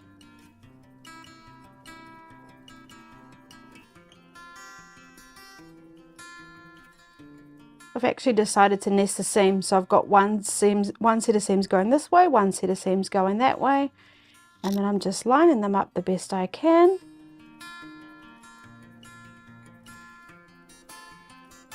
Okay, now what we're going to do is sew around the entire edge, but we will leave an opening. Now, if you'll forget to leave an opening, then I suggest just marking it. Start about 1 or 2 stitches down from a corner. Probably about 1.5 inches, and then we'll finish about 1 inch away from a join there. We need enough room to be able to turn it right sides out, but we don't want it too close to a corner or a join. Now what I'll do is sew all the way around the edge, doing a back stitch at the beginning and the end. So I'm starting right on that second mark, and I'm sewing with about a 1/4 inch seam allowance. I'm just going to go forward a couple of stitches and then back, and then I'm going to go all the way around. When I come to the joins, I'm just going to stop, make sure my needle's down and just turn.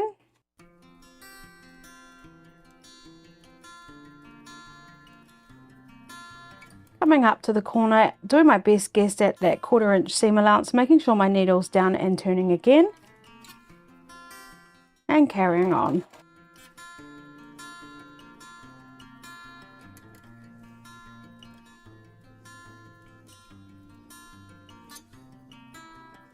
Okay, and I can see I'm coming up to that first dot, so I'm just going to sew all the way up to it, or that first mark rather, back stitch, cut my thread. Now let's trim our corners. On all our corners, I'm just going to trim off the excess, just being careful of those stitches, we don't want to cut them.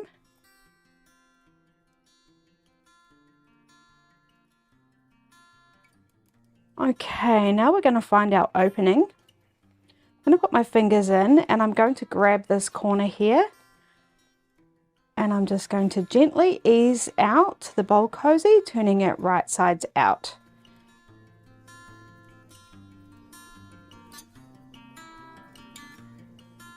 Alright, then we're going to get it into the best shape we can. Then I'm just going to get a point turner and push my corners out. So using a point turner or something similar, just going back in and getting those corners to sit nice. Now be firm but gentle, we don't want to accidentally puncture a hole in our bowl cozy.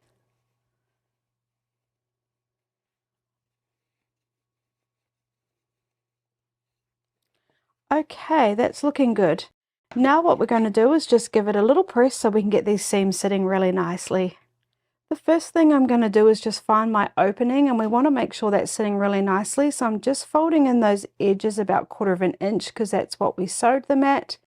And then when I'm happy it's going to look like it was never there once we've sewn it closed, I'll give it a little press. And then I'm just going to press around the entire edge. Let me see. So you can see here this side's popping over a little bit more over to that side. I'm just going to roll that out so that it's sitting like that. So from either side we're only seeing the one fabric. Hope that makes sense.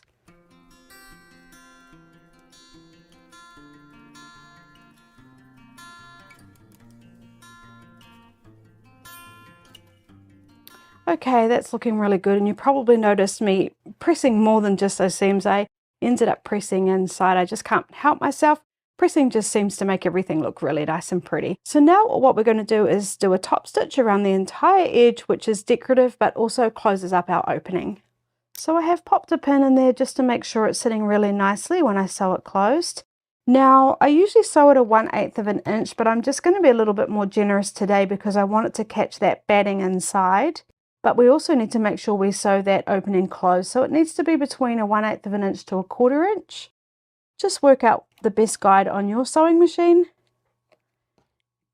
And then I'm going to just start stitching.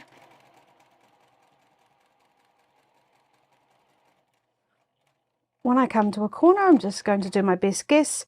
Make sure my needle's down and turn. And then I'm going to carry on around until I'm back to where I started.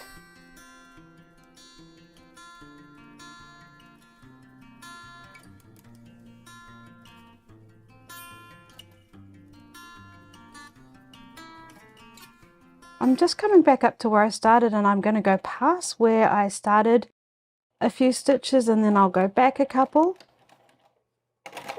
cut my thread, and then we're done. And then we'll just trim any loose threads.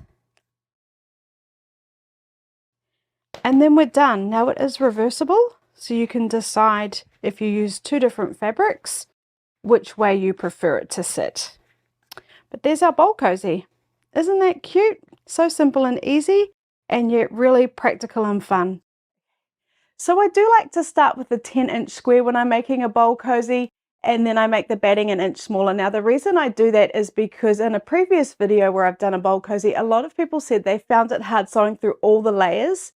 So by making that batting just an inch smaller, it reduces all the bulk in the seams and makes it a lot easier to sew. Now if you want to make one for a dinner plate, you'd probably need to make that size a little bit bigger. And don't forget, you can play around with the size of the darts. So if your plate is flatter, make your darts smaller. And if your plate is taller, make your darts larger. Now you can see here I made this cute little ice cream pint bowl cozy. It's so cute, and I just made the darts bigger. Now I did make a PDF pattern showing you how to make a regular size bowl cozy, the one we just did in this tutorial, as well as the ice cream pint bowl cozy. And if you find those helpful, I'll put a link down below. I'd love for you to support my channel by purchasing one. And one last idea, when we are starting off with our 10-inch piece, that could be any 10-inch piece. You could sew strips together. You could use a quilt block that you've made that you've got no use for. It doesn't just have to be a single piece of fabric. Thank you so much for watching till the very end. Please do leave a comment and let me know who you plan to make a bowl cozy for. It really helps me out with the algorithm.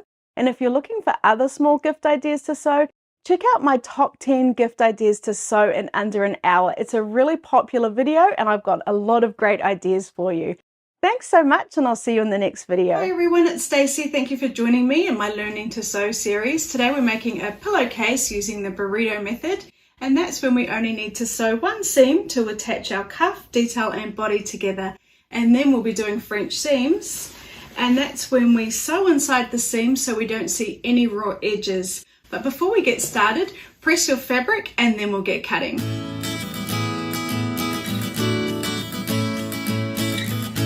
Now let's cut our fabric. I'm not going to go over how I cut each of my pieces of fabric because I don't want to bore you to tears at this stage. You've all made a few projects now, but if you do need to know how to cut with a rotary cutter or want a refresher, please check my link above on cutting with a rotary cutter. But for our body of the pillowcase, we need to cut this piece at 24 inches.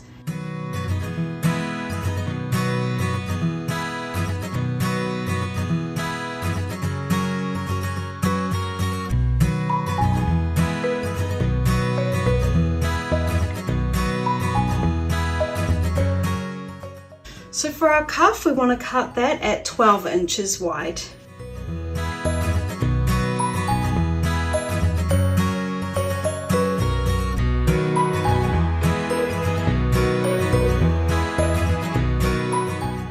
So for our little detail strip, or it's not really piping because it is a little bit wider, we need to cut a 2-inch strip.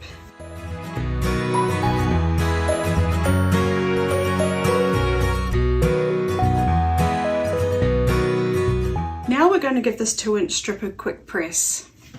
So I'll just give the manufacturer's fold a little press, remembering it doesn't ever really come out until we wash it for the first time. And then what we're going to do is we're going to fold it together, lining up these edges with the wrong side inside and the right side facing out. So if your fabric was patterned, you'd see the pattern now. So we'll line up those edges nicely together and then give that a press. And we'll do that along the whole width of that fabric.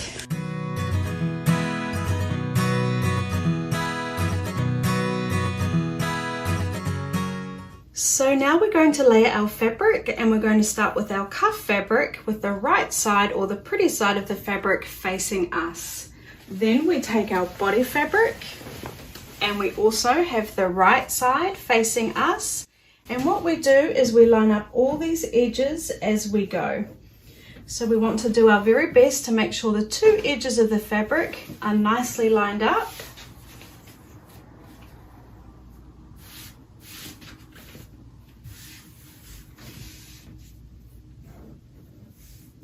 And then when you're happy that they are, then we can take our detail piece and we take the raw edges and we line them up. So that means the fold is towards me and the edges are lining up with these edges, and we do exactly the same.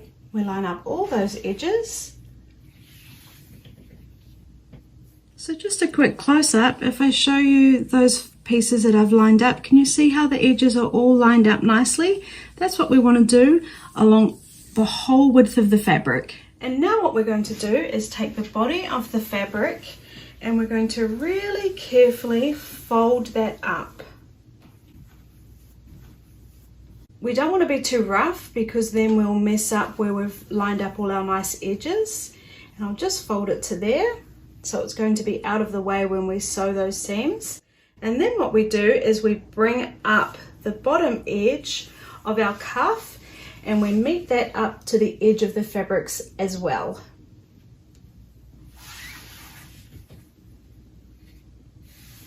And then once we're happy all those edges are lined up, we pin. So now what we'll do is we'll carefully pick up the edges and we'll make sure they're nicely lined up, and then we'll take our pins and pop them in. And I'll just come along, just double checking my edges as I go and pin.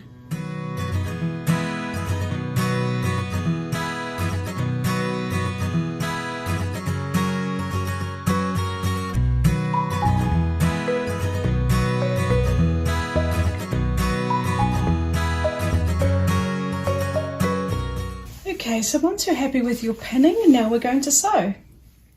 So now we're going to sew, and I've done a test run and I've checked my sewing machine is stitching nicely. I'm stitching at stitch length 2.5 and I know my machine is all ready to go at 3/8 of an inch seam allowance, and that might be something you need to work out on your machine before you get going. So I'm just going to line up the edge of my fabric with the edge of my foot because, like you know, I know for my machine that is 3/8 of an inch.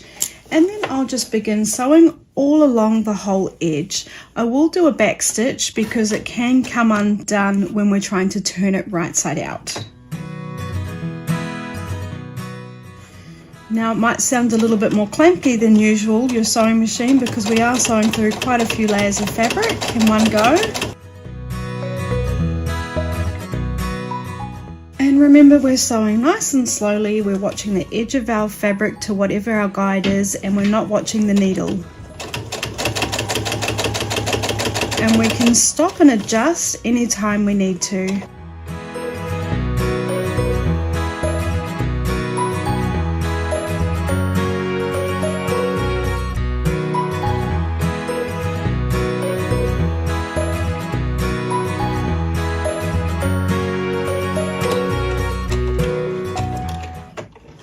Just did a back stitch because, like I said, we don't want our stitches to come undone when we're trying to turn it right side out.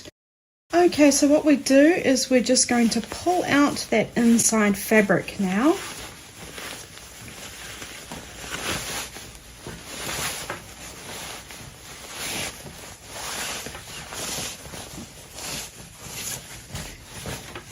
And now you can see how that's worked with the body of your fabric here and your detail and your cuff. So I'm just going to give the cuff a quick press, and what I'm going to do is I'm going to pull it away from the seam and give it a finger press and just press that. And I'll do that along the whole length.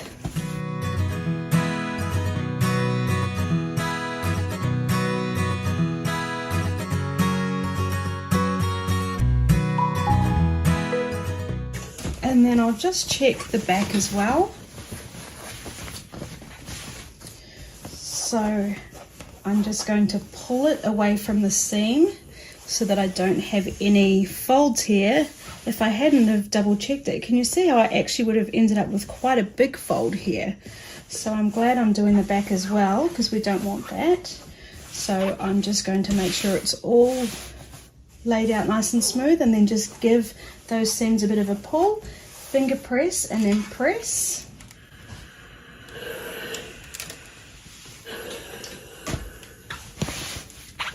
And I'll do that along the whole length.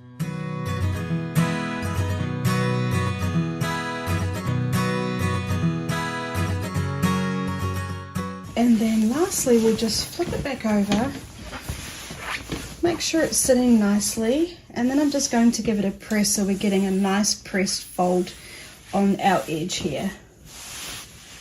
But it's important that we press these seams first so that it's all sitting really nicely before we do this last press.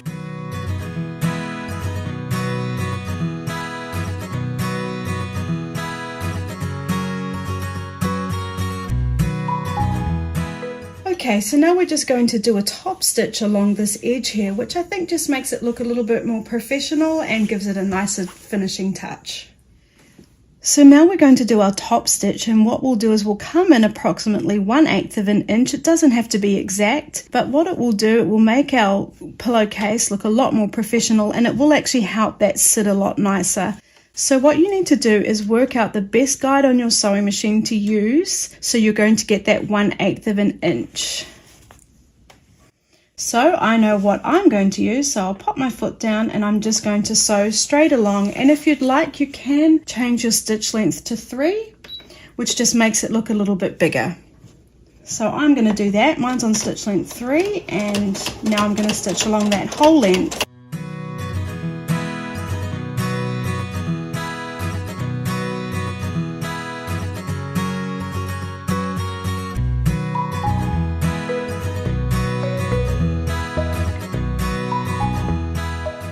Okay, so I'll just trim that thread, and now I've finished my top stitch. I think that looks quite nice and professional, and I like it how I've done my stitch just slightly bigger than the regular 2.5. Now what we're going to do is just cut off all the rough edges and the salvages. So what I'm going to do to make it easier is I am just going to fold this up so that it fits on my mat, and I'm going to line the fold of my cuff on a line. And then I'm going to make sure that this is folded nice and evenly by lining that up on a line on my mat. And when I'm happy, I'm just going to trim off these rough edges.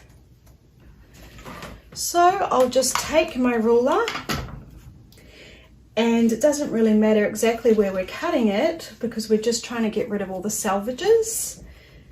So I'll move mine right up to the edge of them. And then so long as my ruler is lined up on a fold at the bottom and at the top, we know it's going to be nice and square. So now we know it's going to be nice and square, I'm just going to go ahead and cut that.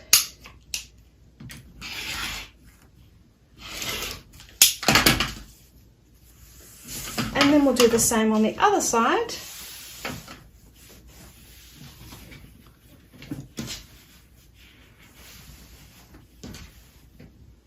Just making sure that folds on a line, this folds on a line.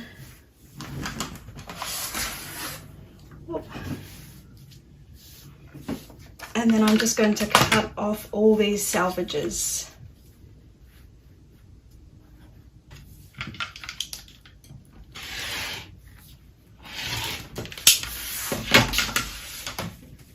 And now what we're going to do is we're going to sew the wrong sides together. So we're going to have the pillowcase as it would be when it's finished. Now this seems a little bit strange to do, but this is so we can get our French seams. And our French seams are wonderful because it means we're not going to have any of our raw edges showing. So what we can do is we can just pin that to keep it in place for when we sew it. So when we're pinning, the most important thing to be lining up is our detail on our cuff here. So I'm just making sure that that looks nice and lined up there, and then that's where I'll put my first pin in. And then we also want to check that these corners here are nicely lined up. So those are the two most important places to pin, and now I'll pin the rest. Of course, making sure all my edges are lined up nicely.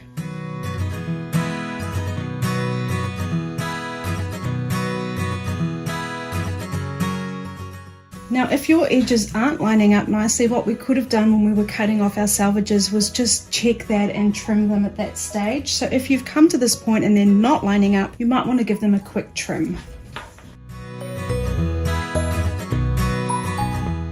Okay, now we're going to sew around that whole edge.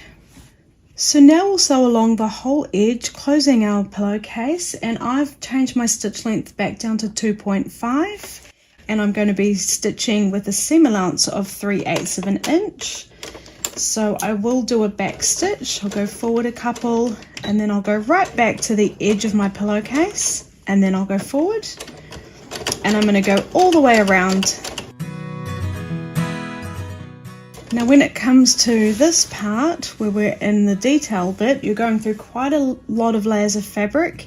So if you want to, you can slow right down at this point and just let it take its time. And then we just carry on.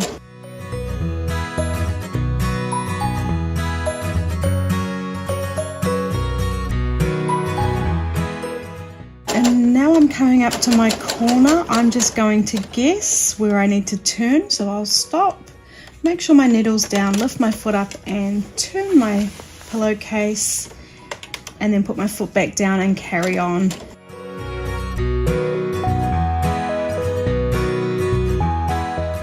And then I'm going to sew right up to the edge of my pillowcase. Then I will do a back stitch, and then I'll go forward, trim my thread, and now we just need to cut off the excess here close to our stitches for our French seam. So now we're going to trim off the excess fabric next to the stitches that we just did, because what we're going to do is turn it inside out and sew one more seam, which creates our French seam, and we can't have any excess bulk here. So what I'm going to do is I'm going to take my ruler and measure 1/8 of an inch away from my stitches and just cut really closely to them. So I don't know if you can see that, but that's lined up at 1/8 of an inch, and then I'm going to really carefully cut, checking that I'm not cutting my stitches. You could also do this with scissors if that's what you're more comfortable with. So I'll just double check and triple check that I'm next to my stitches by 1/8 of an inch, and that I'm definitely not going to be cutting them. And then I'll just cut that excess off. And I'll do that on both sides.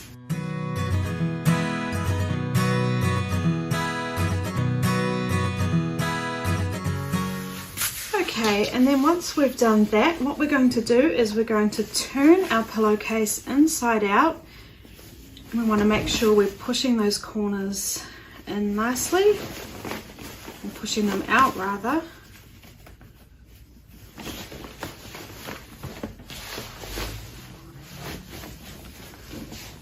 And let's give that another press.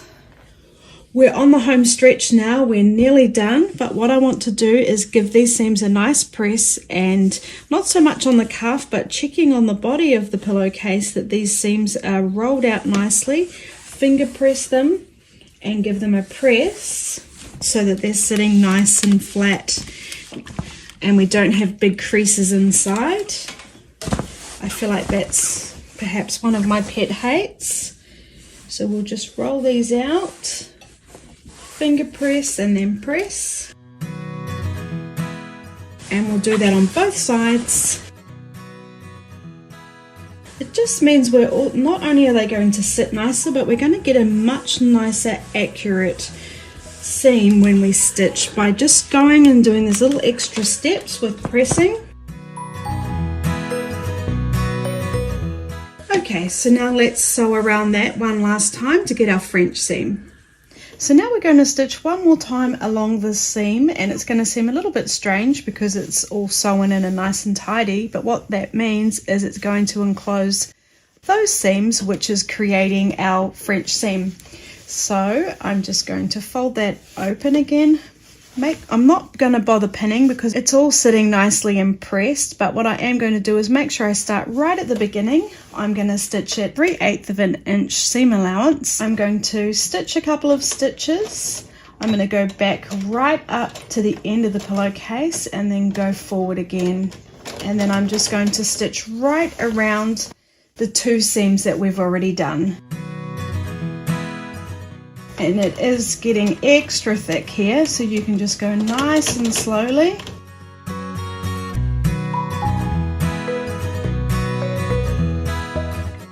And then I'm coming up to my corner and I'm going to do my best guess. Make sure my needle's down, lift my foot up and turn, and then carry on that second seam.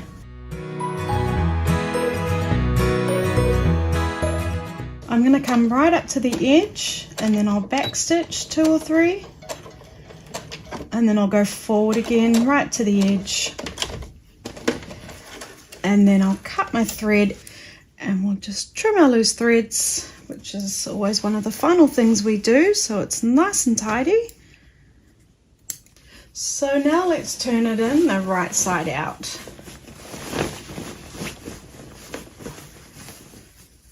And you can use a point turner for those corners, or one of my members suggested a chopstick. Just whatever you've got that's blunt, that isn't going to accidentally push through the fabric.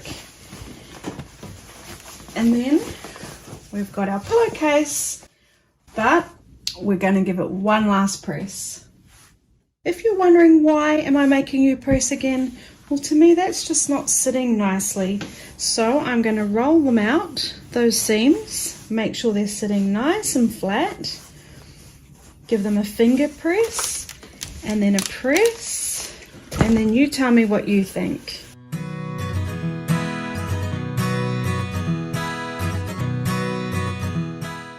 Doesn't that look a whole lot nicer? I think so. So let's go around and do that to all of our seams.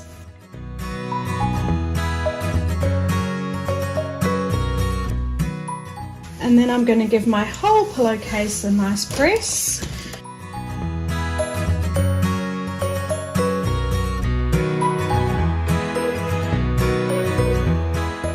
Okay, and then let's have a look at that French seam.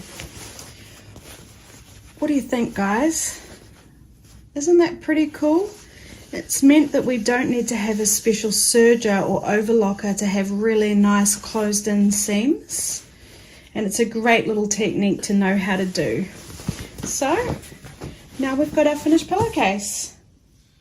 So now we've finished our pillowcase. I hope you enjoyed today's tutorial. We learned a few new techniques and we really are building on our sewing skills. For full instructions, you can click on my link below in the description. And of course, if you've enjoyed this video, please do me a favor and like, subscribe, and leave a comment. Next week, we'll be making a phone pillow holder and I can't wait to see you then. Have you got fabric scraps? Chances are, if you're a sewer or a quilter, you do, and they're multiplying and you've got no idea what to do with them. All these pretty little bits of fabric, you don't want to throw them out, so you're saving them. You're not sure what you're saving them for, but today I'm going to show you a great technique to use them all up. Now today's tutorial is not a project. I'm going to show you a technique, and with my technique you're going to use up all your scraps and then you can make any project you'd like to. If you're new to my channel, my name's Stacey and I teach step-by-step sewing and quilting tutorials, but for now let's get on with using up our scrap fabric. So now I'm just going to go through my scrap fabric and pick a few pieces that I'd like to sew together to make our larger piece. Not all the fabrics that I've got in here are going to go together, so I'm just going to make a small little pile of what I'm happy with. remembering that we can always come back to our pile as we need to find more fabrics to use. So the next thing I'm going to do is just find 2 pieces that I'd like to sew together, and the only rule with this is that we do need to sew straight edges to straight edges, and we can just line that up on a mat if we would need to check what we're dealing with, and that looks pretty great. Now a lot of people don't press, but you know I'm a presser, so I will just give that a quick press so it's sitting really nicely.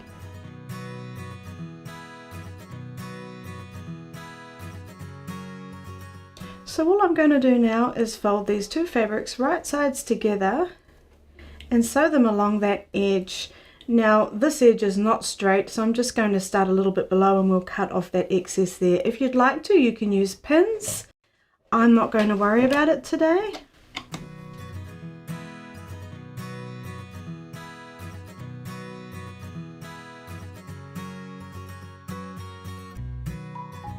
Just going to sew right past the edge there, cut my thread, and now I will just press it. So just setting our stitches and then pressing our seam whichever way we'd like to. I'm going to finger press it so we don't have any creases in there. Now what we're going to do is cut this so we've got nice straight edges so that we could sew onto this on any side we'd like to. So I'm just going to take my ruler and place a line on the seam there and cut off all these raggedy edges. Then I'll do the same on this side.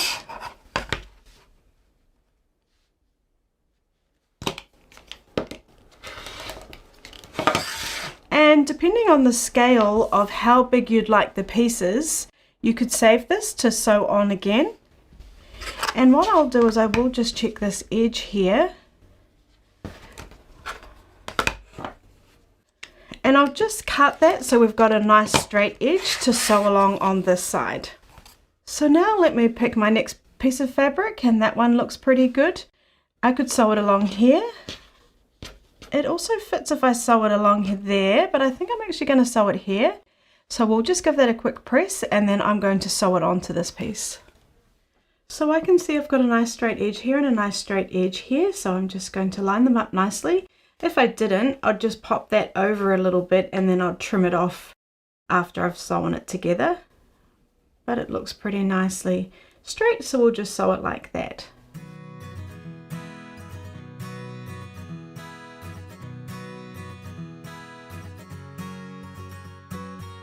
And I'm just sewing right past the edge of that back piece there, and then I'll give that a press.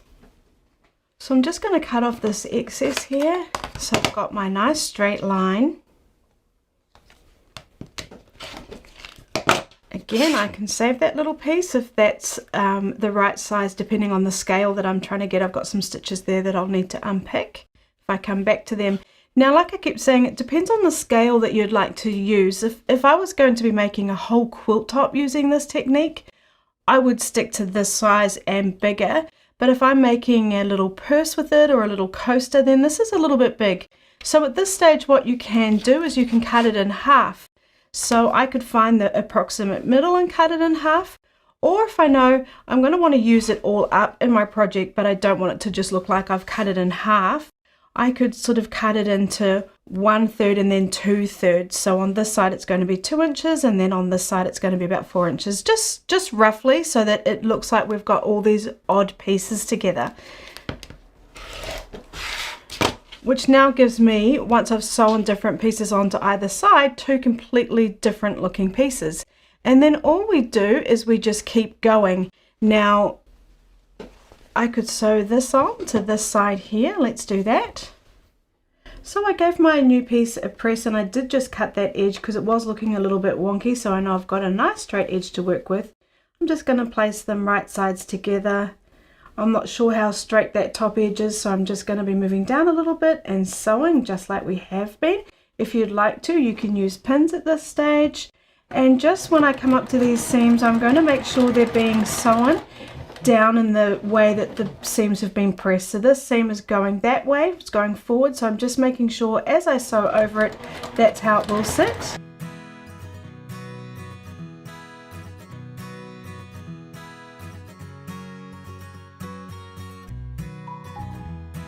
So now I'm going to just press that again, and I'll press the seams towards the larger piece. So now you can see my piece is growing, but what I'm going to do is cut off all these raw edges so that then I can sew another piece on again. So just lining up seams with lines on your ruler and edges with, like the edge of that fabric is on the edge of my ruler as well, and just cutting a nice straight line there. Turn it around and do the same on the other side.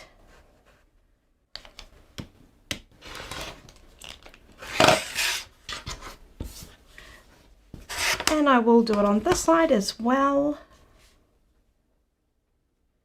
Now at this point you might think, oh, that's a little bit big for me. I didn't want it that wide. So we could have cut it here if we wanted to, so it was just a small slither.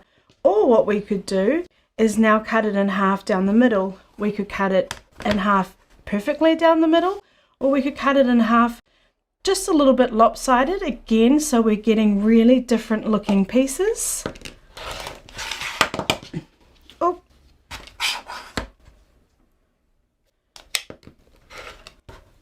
Okay, and now you can see we're getting quite different looking pieces from this original one that we had.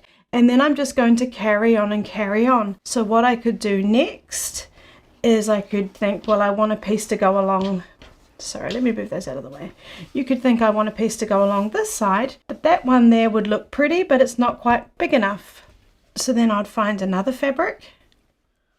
Okay, and then so we could sew this piece onto here, although I'm not liking the purple on the purple, so I could move the brown down and sew this one up the top. When we're using scraps, we do have lots of funny little frayed bits, so just pull them off when you need to.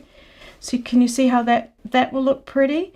So the first thing we'll do is sew these two pieces together, trim this side off, and then we'll sew these two pieces together.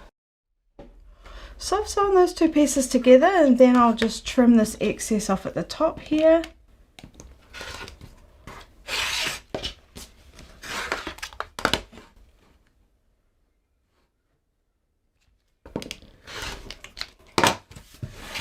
And then just remembering to just stop and take a look at it, and then you might be thinking I've got too many sort of longer pieces sewn together. So then you might want to take your next piece and sew it along the bottom here, so it's not looking so long and narrow, if that makes sense. This piece is a bit small, so I'd have to find another piece,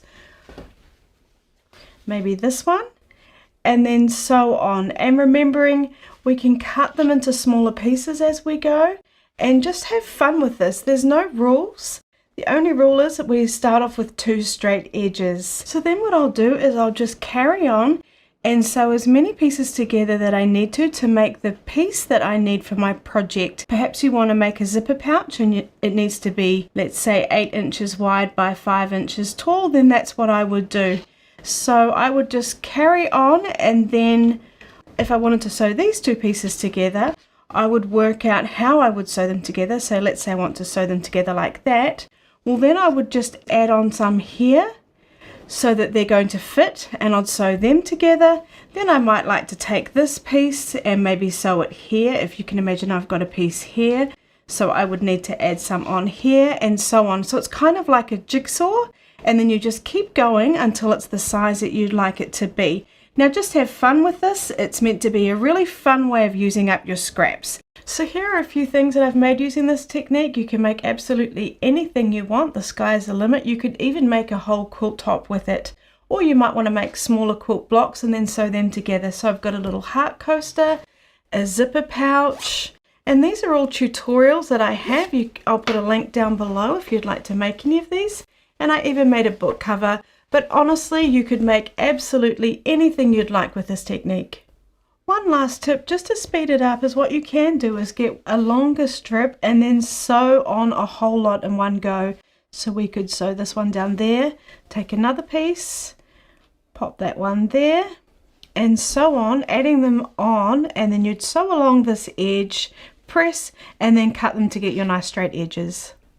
So there we have the really easy scrap busting technique. Now let me know in the comments what you're going to make using this technique. And if you've enjoyed this video, please hit the like button. It really helps me out. And if you'd like to make my fabric book cover, check out the video above and I'll tell you exactly how to do that. Thanks so much, and I'll see you in the next video. Hey my Quilty friends, it's Stacey, and in today's video I'm going to show you 10 gift ideas to sew this Christmas for your friends and loved ones. Now, every single one of these ideas, I have a step-by-step video tutorial that you can follow along and make it for free. Make sure you stay till the very end to find out what my 16-year-old son's favorite thing is that I've ever made him. It's the best gift idea ever, and if you've got teenagers in your life, I know they'll love one too.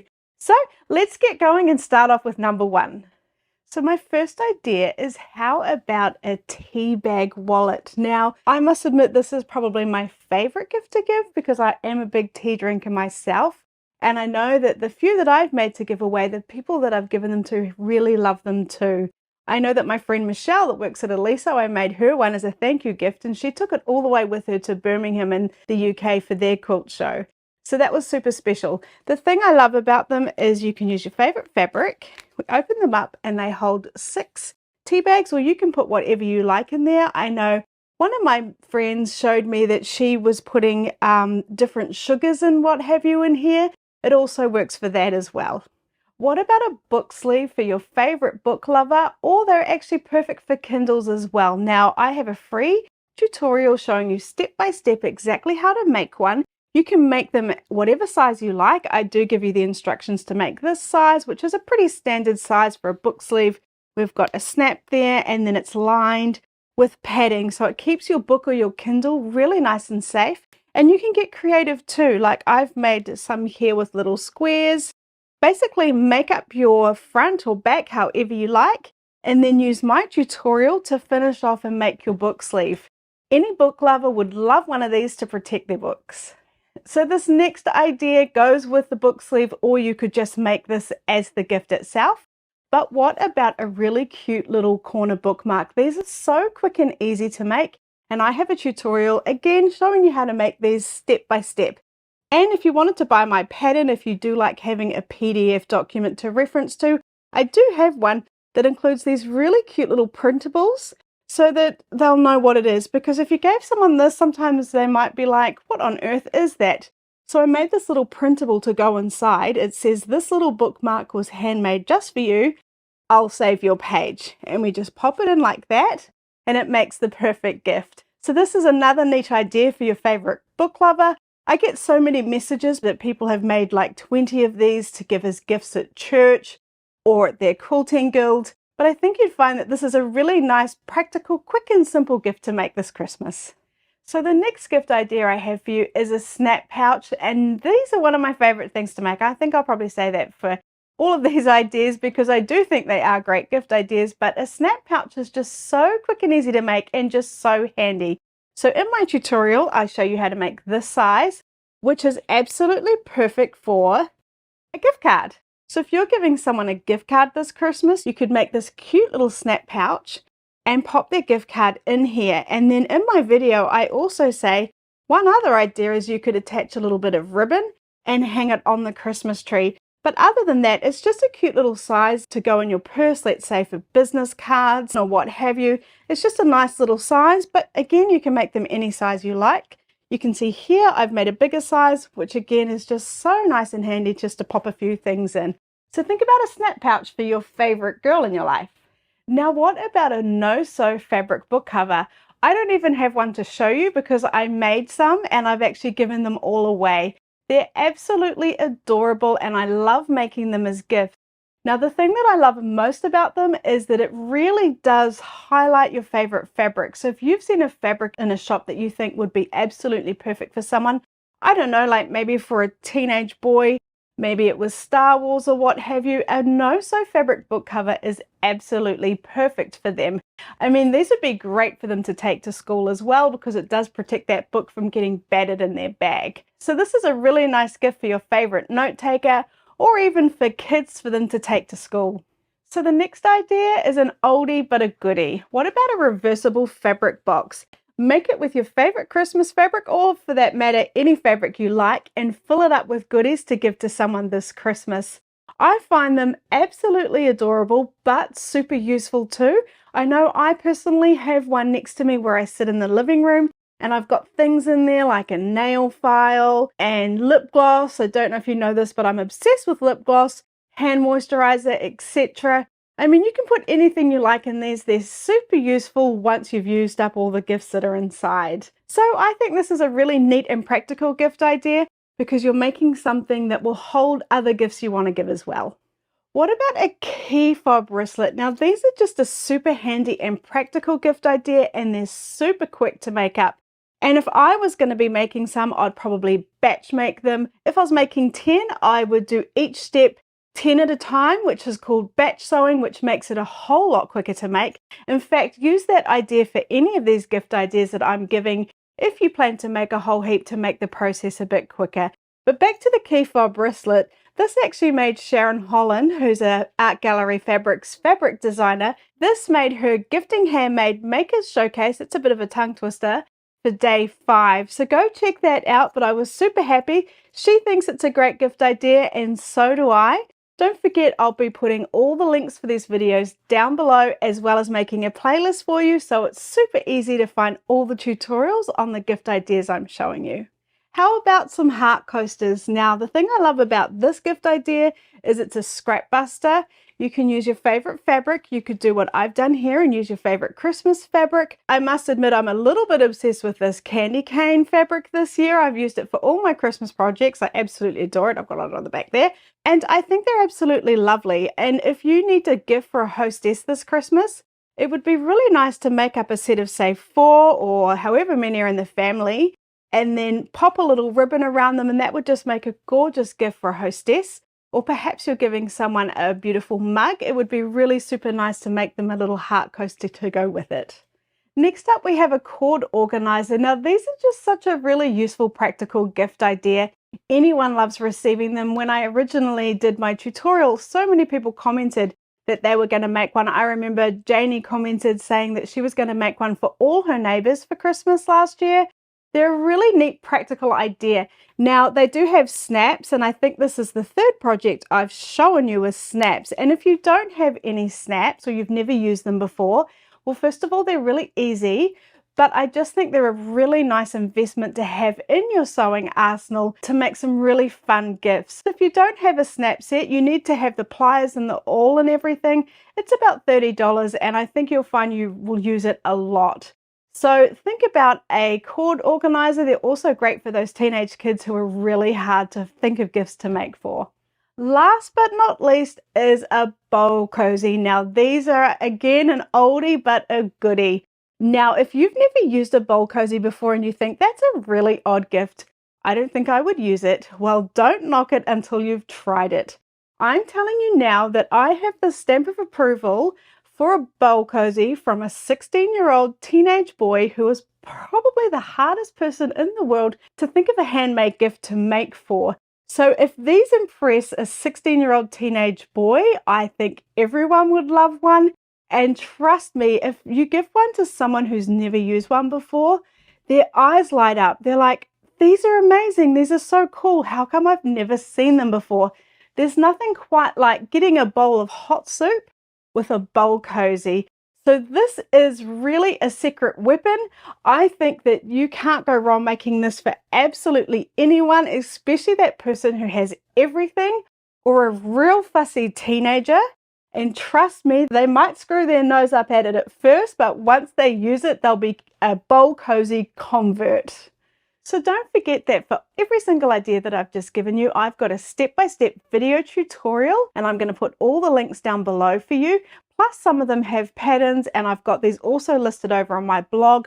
What I'll also do is set up a playlist, so if you wanted to, you could binge watch all of these videos. And I would love that if you do that. Now leave a comment and let me know what was your favorite idea and what you plan on making your friends and loved ones this Christmas. Thank you so much for watching till the very end. I really appreciate you.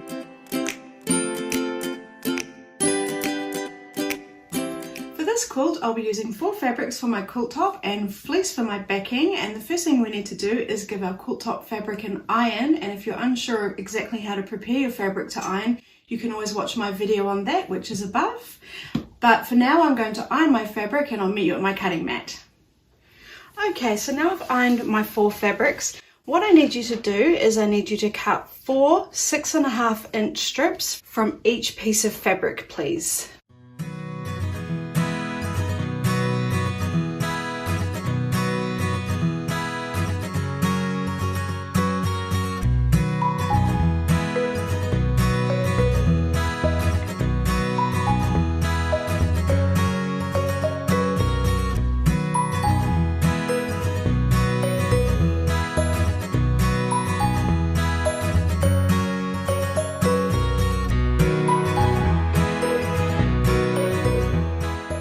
So now I've cut my 6.5-inch strips for each fabric, and I've got 4 strips per fabric. Now what you need to do is decide what order you'd like to sew them in. And I need you to bear in mind, and if you look at my pattern in your notes, you'll see what I mean.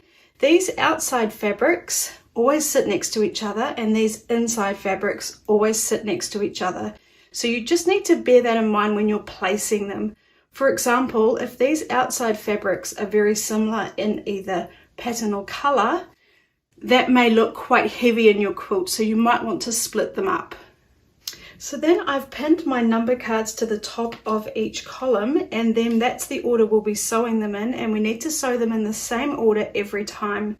So once I've sewn this top lot together, I'll take my number cards and put them down onto the next group so that I know I'm not accidentally mixing up the order.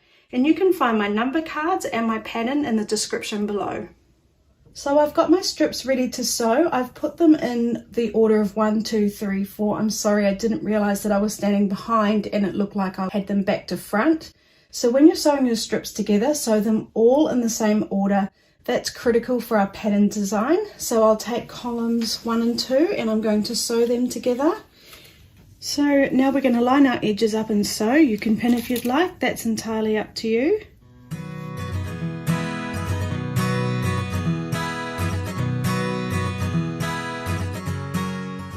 So now I'm going to sew along my edge at a 1/4 inch seam allowance, and all the same rules apply. I've got my bobbins full. I've checked my sewing machine is stitching nicely. I've got my 1/4 inch foot on. I'm stitching at stitch length 2 and I'm ready to go.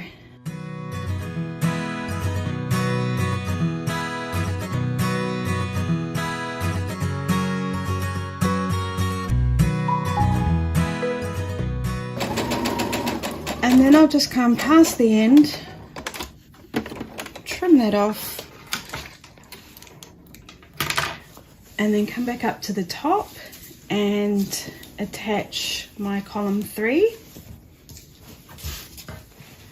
I'm going to line them up at the top nicely, and so it doesn't matter too much how they end up at the bottom, because they are from different fabric lines. The width is slightly different.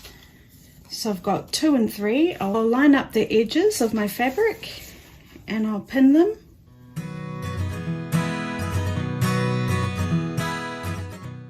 And then I'll sew column 3 on, and then I'll sew column 4 on, and I'll do this for all of my groups of 4.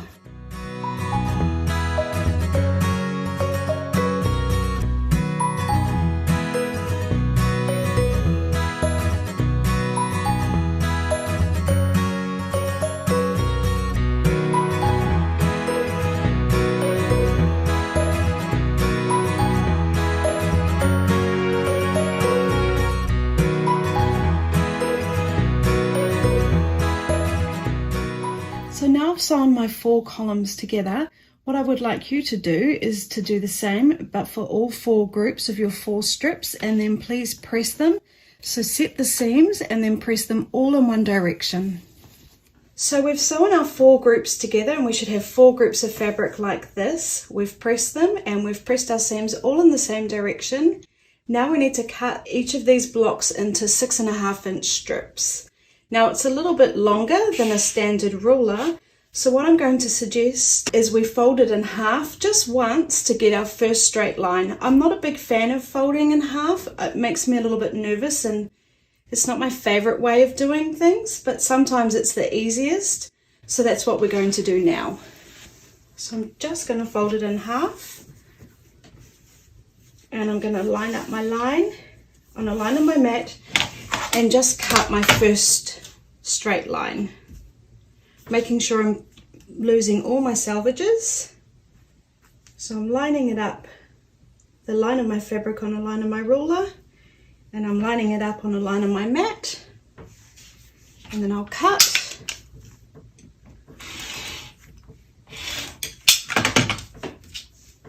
And now we have our first straight line to work from. So I don't want to do that the whole way through, because I do worry that you can get elbows and it can get a bit crooked, especially if we have to do that 5 or 6 times along the whole strip.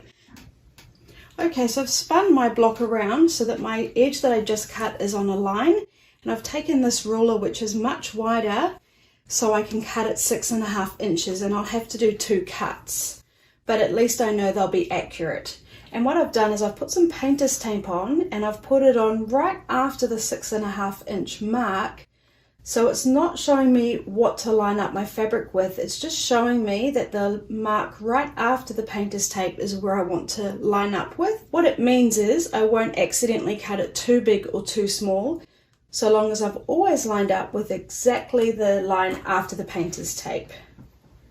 So I'll line it up, the edge of my fabric with a line on my ruler, and then with that 6.5 inch mark on my ruler, and I'll cut this piece that's moved, so I'll check again. And when you've got a bigger ruler, it's best just to put your pressure down on the middle, and then I'll cut. And then I'll move my ruler up. So then I'm lining it up on this line again, and I'm making sure it's lined up with the line I've just cut. And then I'll cut. And then I'll line it up again.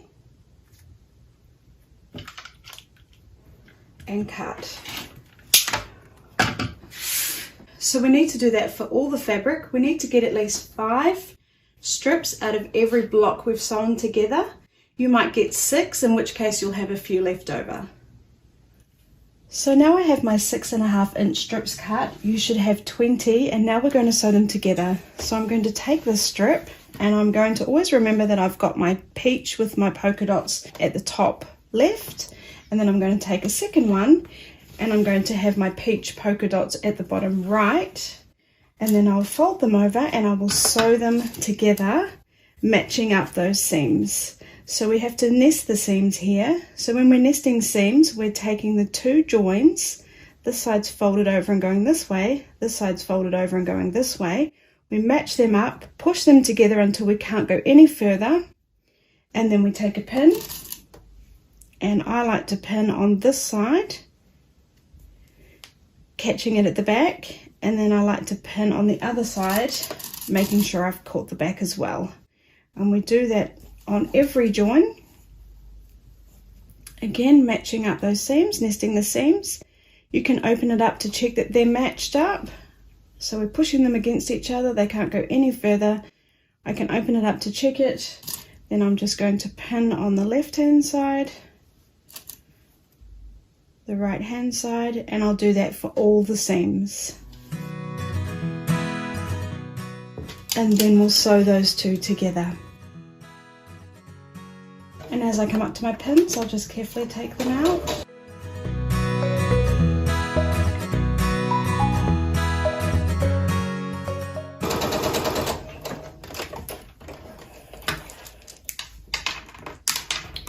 I'll just pop that one aside, and then I'll take my next set. And again, I want my peach polka dot at the top. Your fabric will be whatever it is, but make sure whatever it is, it's at the top left and the other one's at the bottom right. And then we'll fold them together to sew them together on these seams here. We'll nest the seams by pushing them up against each other, lining up the edge of the fabric. We can open it up to check that they're matched up.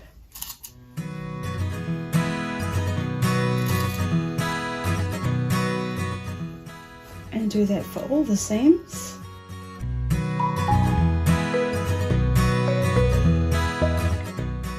You might like to add in a few more pins, that's entirely up to you, and then we'll sew that one as well.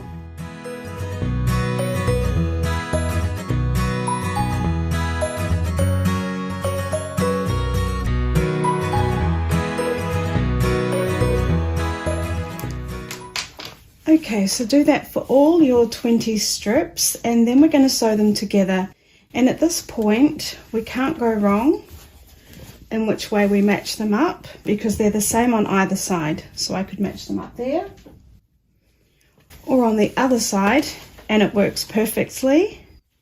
So at this stage, we would normally press our seams, but I'm going to skip that step at this stage so that I can make sure I can nest these seams, just to make it a little bit easier for myself. So I'm going to fold them over, match up those seams, and then I'm going to push one to the left and one to the right. Now they're not pressed, but they're behaving nicely anyway. So I'll match them up. I'll put a pin on either side, and then we'll sew them together. And like I said, you might want to put an extra pin in here. That's entirely up to you.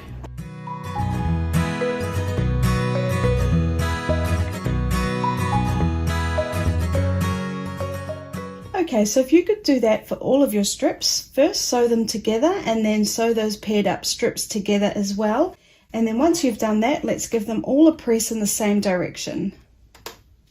So now we've got 5 blocks of 2 rows sewn together, and please give them a press. Now we're going to sew them all together, and you can't go wrong because they're interchangeable. So it doesn't matter how we sew them together, it's going to be correct. So I'm going to fold them over and match up my seams, and I'll nest my seams and sew each of these rows together, just like we did before, nesting the seams and pinning. And please do this for all of the rows, and then our quilt top is finished.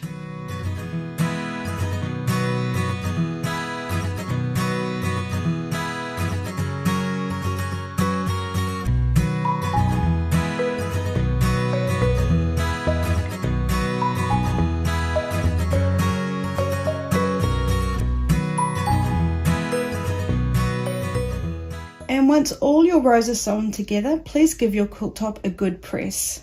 Okay guys, so now I've put my fleece down, which is what I'm using for my backing. I haven't taped it down because in my opinion it's too stretchy and it's too easy to stretch it rather than just tape it in place. So I've just got it sitting on my bench top here, and I've got the right side facing up, and then I've got my quilt top, and I've got my quilt top facing down.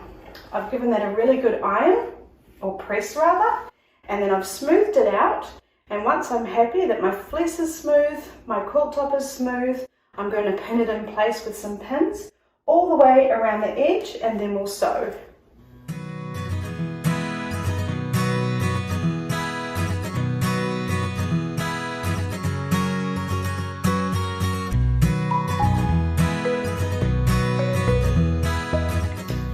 Okay guys, I've finished pinning, and now let's sew around the edge.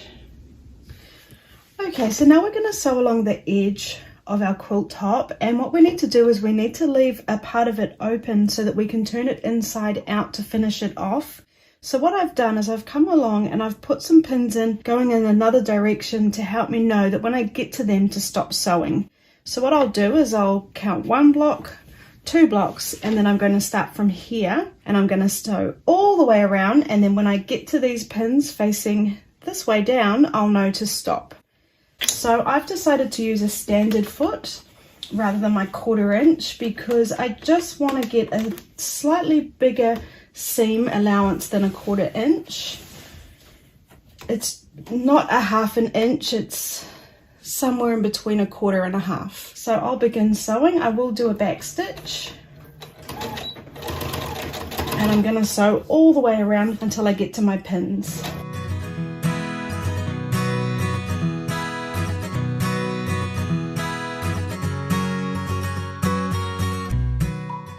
And when I come up to a corner, I'm just going to judge by eyeballing it how close to come to the edge before I need to turn.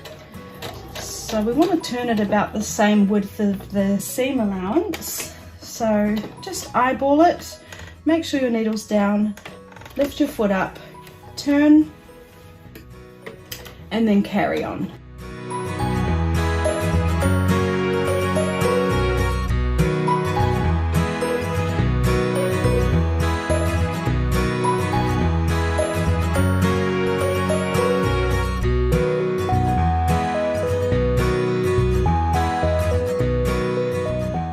Okay, now I've come up to my pins facing this way. I'm going to sew up to this seam and then do back stitch.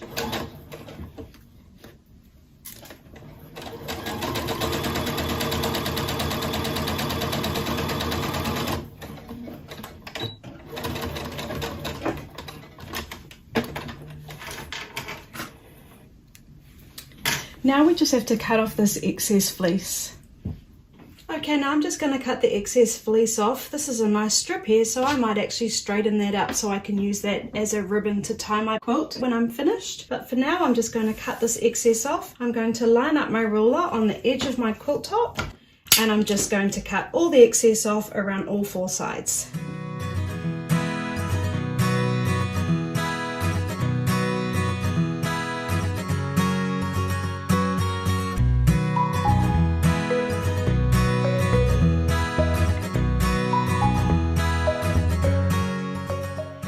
Once I've cut off all the excess off all 4 sides, I'm just going to give the corners a little nip to reduce some of the bulkiness on the corners. So I'll just trim them off carefully, well away from the stitching on all 4 corners. Okay, and now we're going to turn it inside out. So we're going to find our opening. I'm going to put my hand in and I'm going to grab a corner and I'm going to turn it in and grab it and pull it out. And then we have our inside out quilt. So you might want to go in and find every corner and give it a good poke so you've got nice pointy corners.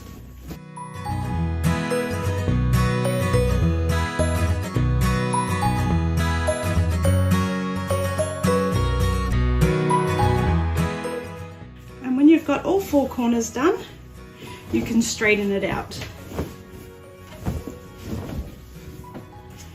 And now what we can do is just give it a really gentle iron on the seam here, just so it's going to sit nice and flat when we sew around the edge.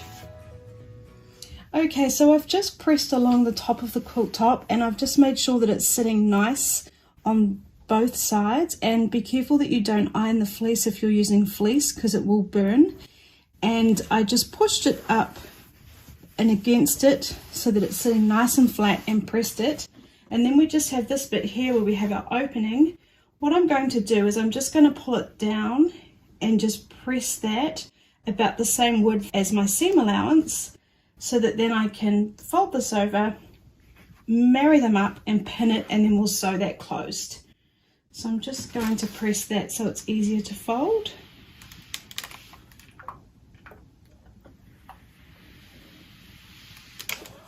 Being careful not to get my fleece, and then I'll fold my fleece over, matching it up with the edge of my quilt top, and I'll pin that in place.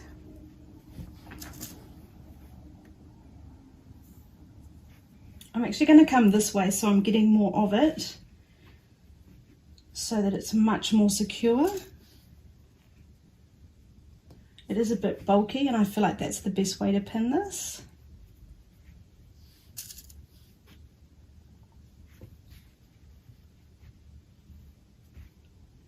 So I'll do that along the whole opening.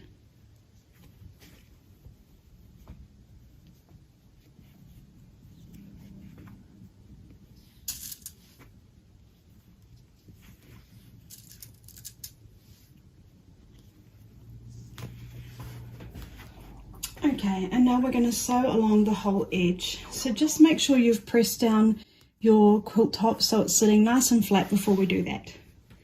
Okay, so now we're going to stitch around the whole edge of our quilt top, and I'm going to be starting at our opening, and I'm using a walking foot because I have to stitch through 2 layers of quilting fabric and 2 layers of the fleece, so it seems to make the most sense to me.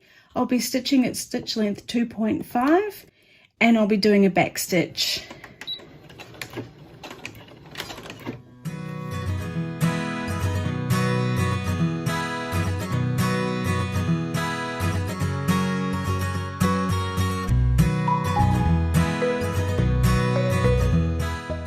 So when I get to my corner, I'll come down to approximately the same seam allowance that I'm stitching at, and then I'll make sure my needle is down. I'll lift my foot and I'll turn it, and then I'll carry on down this whole edge.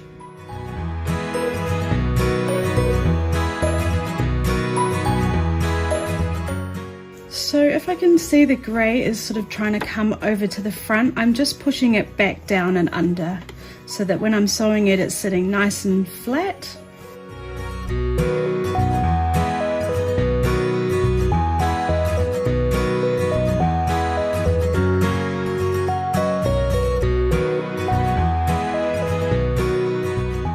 Okay, and when I get back to where I started, I'll do another back stitch just so that's nice and secure.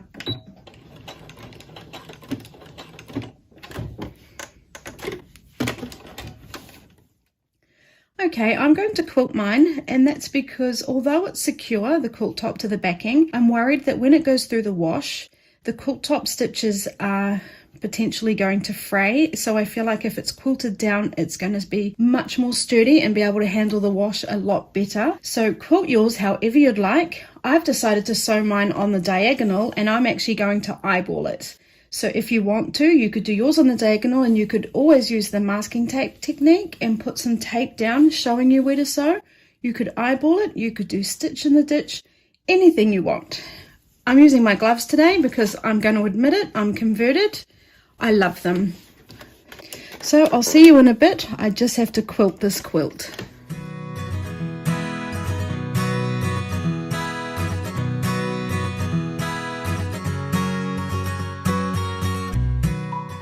So I am coming down to where I stitched on the edges, and I'll back stitch there. Just remember that we will see where we've stopped and started. And I did put a few basting pins in just to keep it secure.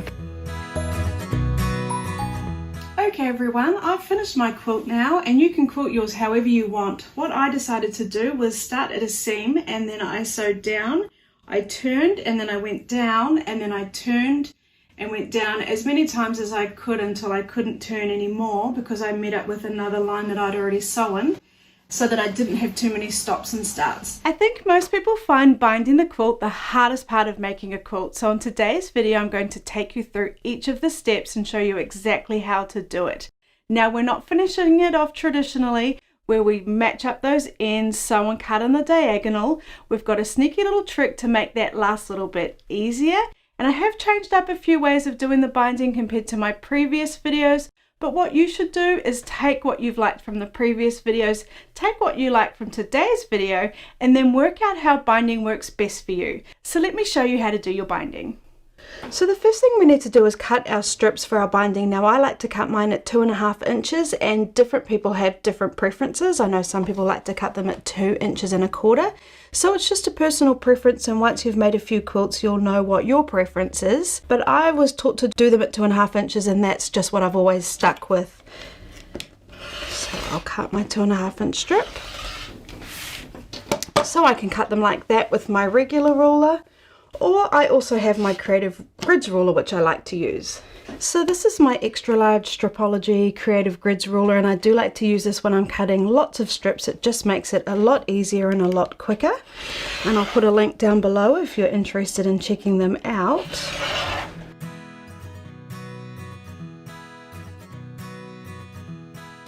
So now I've got my 6 strips that I need. And if you're wondering how many strips you need, I've got a really easy solution for you. I've got the Robert Kaufman quilting calculator on my phone. It's just an app you can download, and then what you can do is pick what you need help with. So we're doing binding.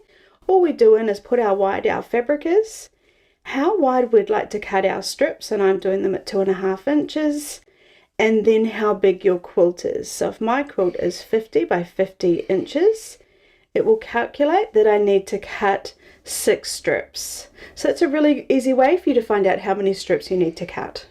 Now we're going to join our binding on the diagonal. Now I know some people can just place it on top and sew it and it turns out perfectly. That is not me. It never turns out perfectly. So this is my fail-proof method of doing it, so it always turns out great. What I'm going to do is I'm going to use the lines on my mat. I'm going to take my first piece and place that right sides up and line it up on a line on my mat, and then I'm going to take the second piece and line it up on this line. So I'm just going to make sure my selvages are past that line.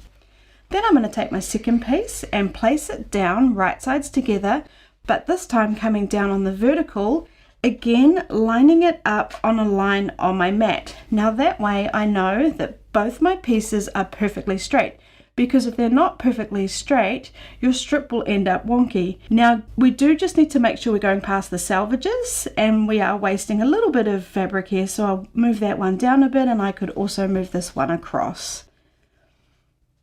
Then what we're going to do is we're going to take a ruler and we're going to draw a line from this corner to this corner.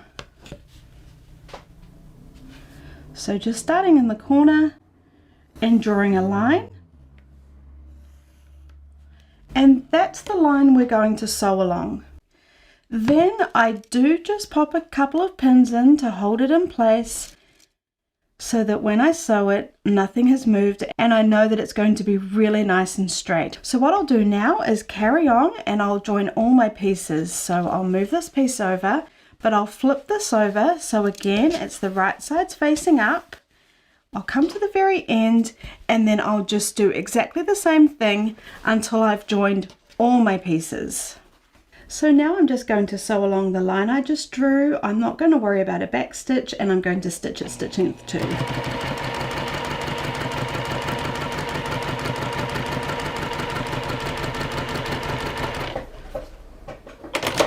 Cut my thread, and what we can do is pull out those pins and check it, and that looks perfect. Then I'll just carry on and do this for all my joins. Now let's find all our joins and cut off this excess fabric here. One thing I forgot to mention is if you are using directional fabric, just make sure it is sitting in the direction you want it to before sewing together. Now you've got two options. You can take your ruler, find your 1/4 inch line on your ruler and pop that line right on top of your stitches and cut with your rotary cutter, which is usually what I do, or you could use scissors and just cut it by eye. And then, so if I cut it like this, you can see we end up with dog ears. So I'm just doing my best guess at about 1/4 inch seam allowance. I've got these funny little dog ears, so I do like to cut them off as well. So just use whatever method you find easiest. And now let's press. Now finding all of our joins, let's open up those seams and give them a finger press open and then press.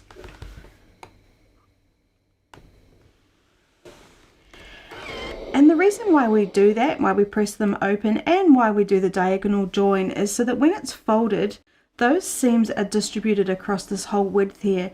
If we just join them straight across, we'd end up with lots of layers of fabric that we have to sew across when we do our binding. We're finishing off our binding a little bit differently than usual. We're not going to meet up those ends perfectly and cut and sew on a diagonal. We're going to be making a folded over flap and popping the end into it, but we still need to cut this on a diagonal. So I've got one end of my binding here, and then I'm going to take my ruler and find the diagonal line, and we want to cut a 45-degree angle, starting at the top right, coming down to the bottom left. So I'll just place the edge of my binding on the line there and just cut that side off. Just like that. Now let's press. On the end here, I'm just going to fold it over a little bit more than 1/4 inch. I want it to be quite generous. I don't want it to come undone. And then we can cut this edge off here just with a pair of scissors, just by eye. Then what I'm going to do, and I don't normally do this, but I am going to fold my binding in half so the wrong sides are facing each other. And I'm going to line up those edges and we're going to press.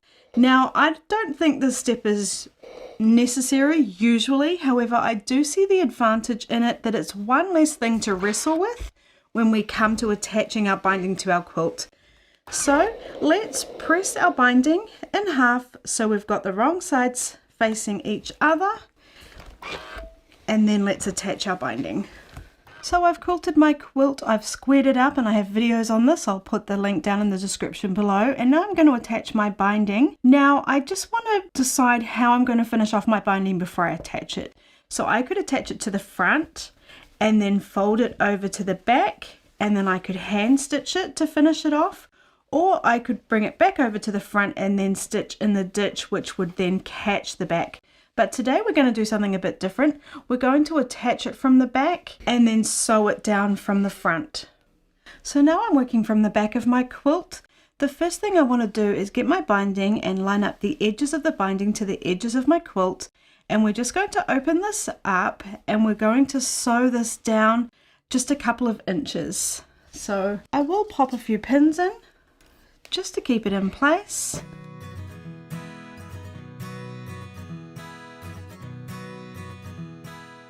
So I've got my 1/4 inch foot on with my guide. This is what I really like to use now when I'm doing my binding. You could use whatever foot you're most comfortable with, but we do need to sew it at a 1/4 inch seam allowance. And you might also even want to use your walking foot, just whatever you prefer. So I'm just going to start at the very beginning there of our fold, and I just want to stitch that down. I'm stitching at stitch length 2. So I just want to stitch well past where that fold ends. I'm not going to worry about a back stitch. I'm cutting my thread, then I'm going to fold this over, and I'm going to start maybe an inch and a half down from where that fold begins. Now if you'd like to, you could pin your binding, or you could use clips to attach your binding. But what I like to do is just line it up as I come to it. So we're not pulling at it, we don't want it all loose, we just want it sitting on top, nicely smoothed out. And as I'm sewing, I'll just constantly be checking it and fixing it up as I go. So now I'm just going to sew.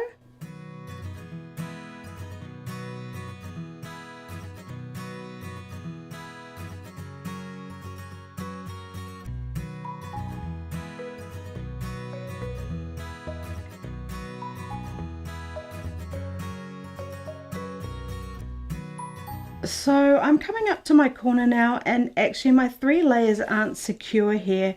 So what I could have done is I could have popped in a few pins just to make sure it was, but what I'm going to do is just make sure it's all smoothed out nicely before I sew this binding on. And remembering, I'm just making sure it's smoothed out really nicely. I'm not pulling it tight, and I'm making sure that it is smoothed out and there aren't any wrinkles.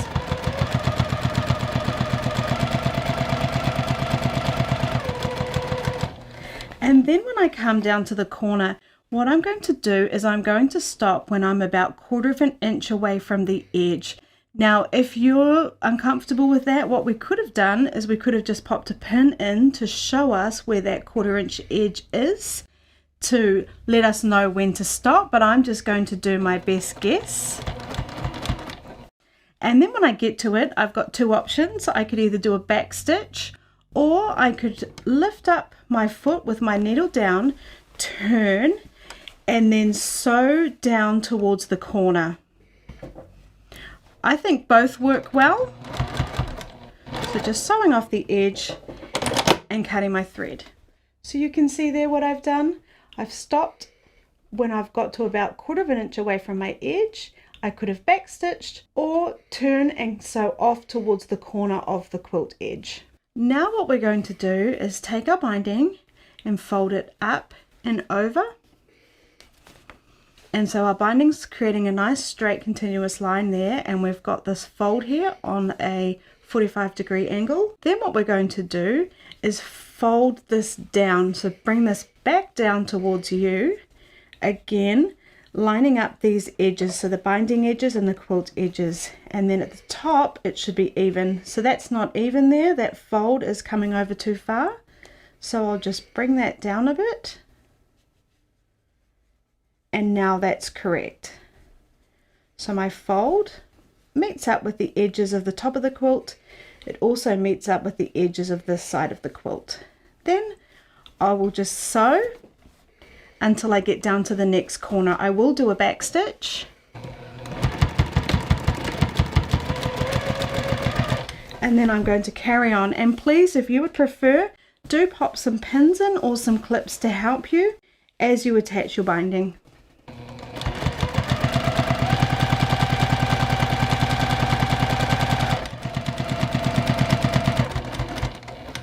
Okay, so now I'm just coming up to where I started. I'm just going to sew up to that point where I did start.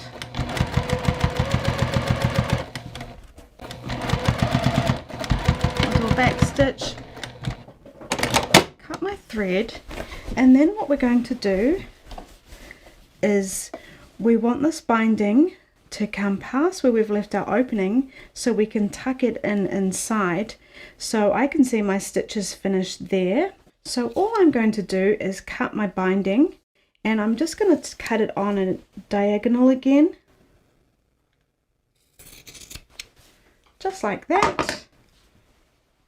So we've got our opening here I've sewn right up to where we started. Now what I'm going to do is just open this up where we left our opening and tuck this in, and so it's sitting all nice and flat. Now this is a little bit fiddly, but nowhere near as fiddly as joining it on the diagonal like we traditionally do.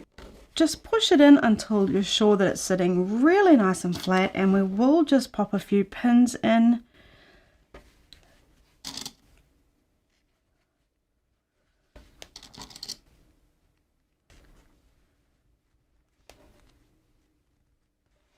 Okay, and then we'll just sew along to close up that opening.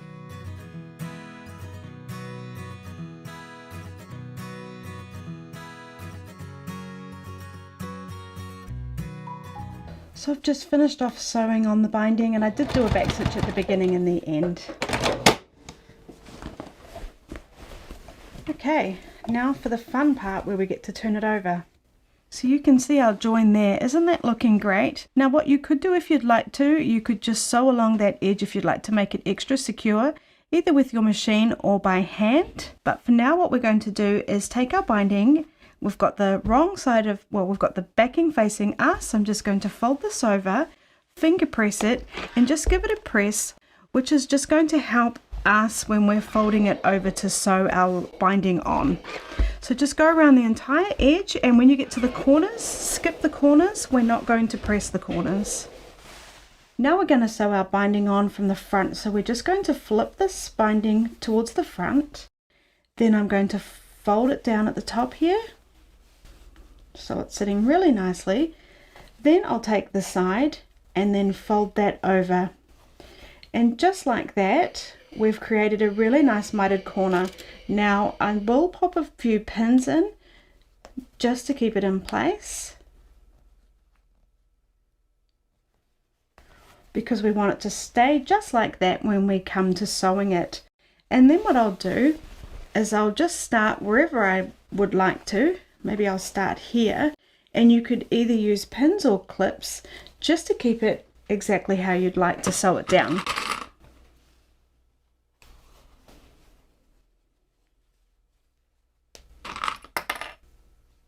Just like so, and then we can come around.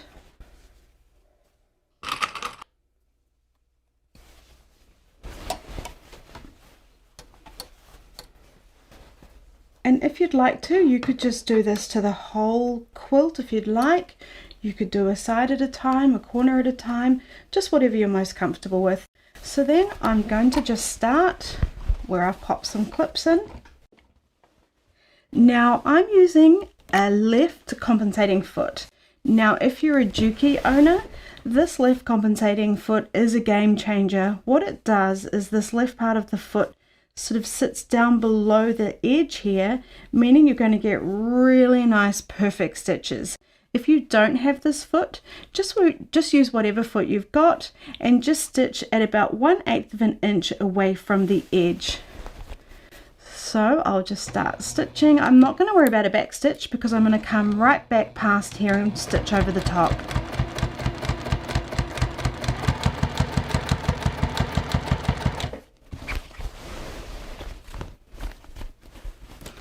And at all times, I just want to make sure everything's sitting really nicely. I don't want things all bunched up and not sitting how I want them to be sewn together. So you can see that's all just looking really nice and tidy. Coming up to that clip and removing it. And because I'm using this left compensating foot, I'm just making sure this edge is sitting right up against that ledge there.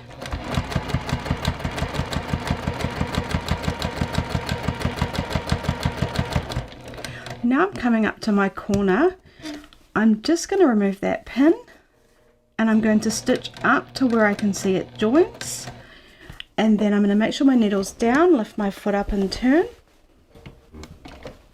and then carry on.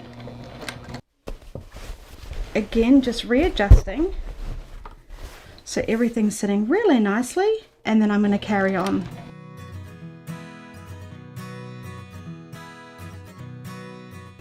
And I'll continue all the way around until I've attached my binding to my quilt, and when I get back to where I started, I'll just do a back stitch there.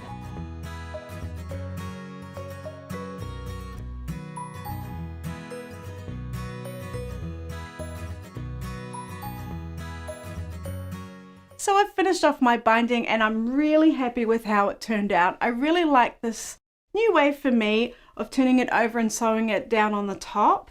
Now if you found this video helpful, please hit the like button. It really helps me out. Now don't forget I have other videos on binding, including how to join those ends traditionally. I'll put the link up above if you'd like to check it out. Thanks so much for joining me, and I'll see you in the next video. If you've watched this video all the way to the very end, you're absolutely amazing. Please make sure you leave a comment so I can thank you. I really appreciate you. And up here, YouTube is going to pick a video that they think you'll love to watch next. Thanks so much, and I'll see you in the next video.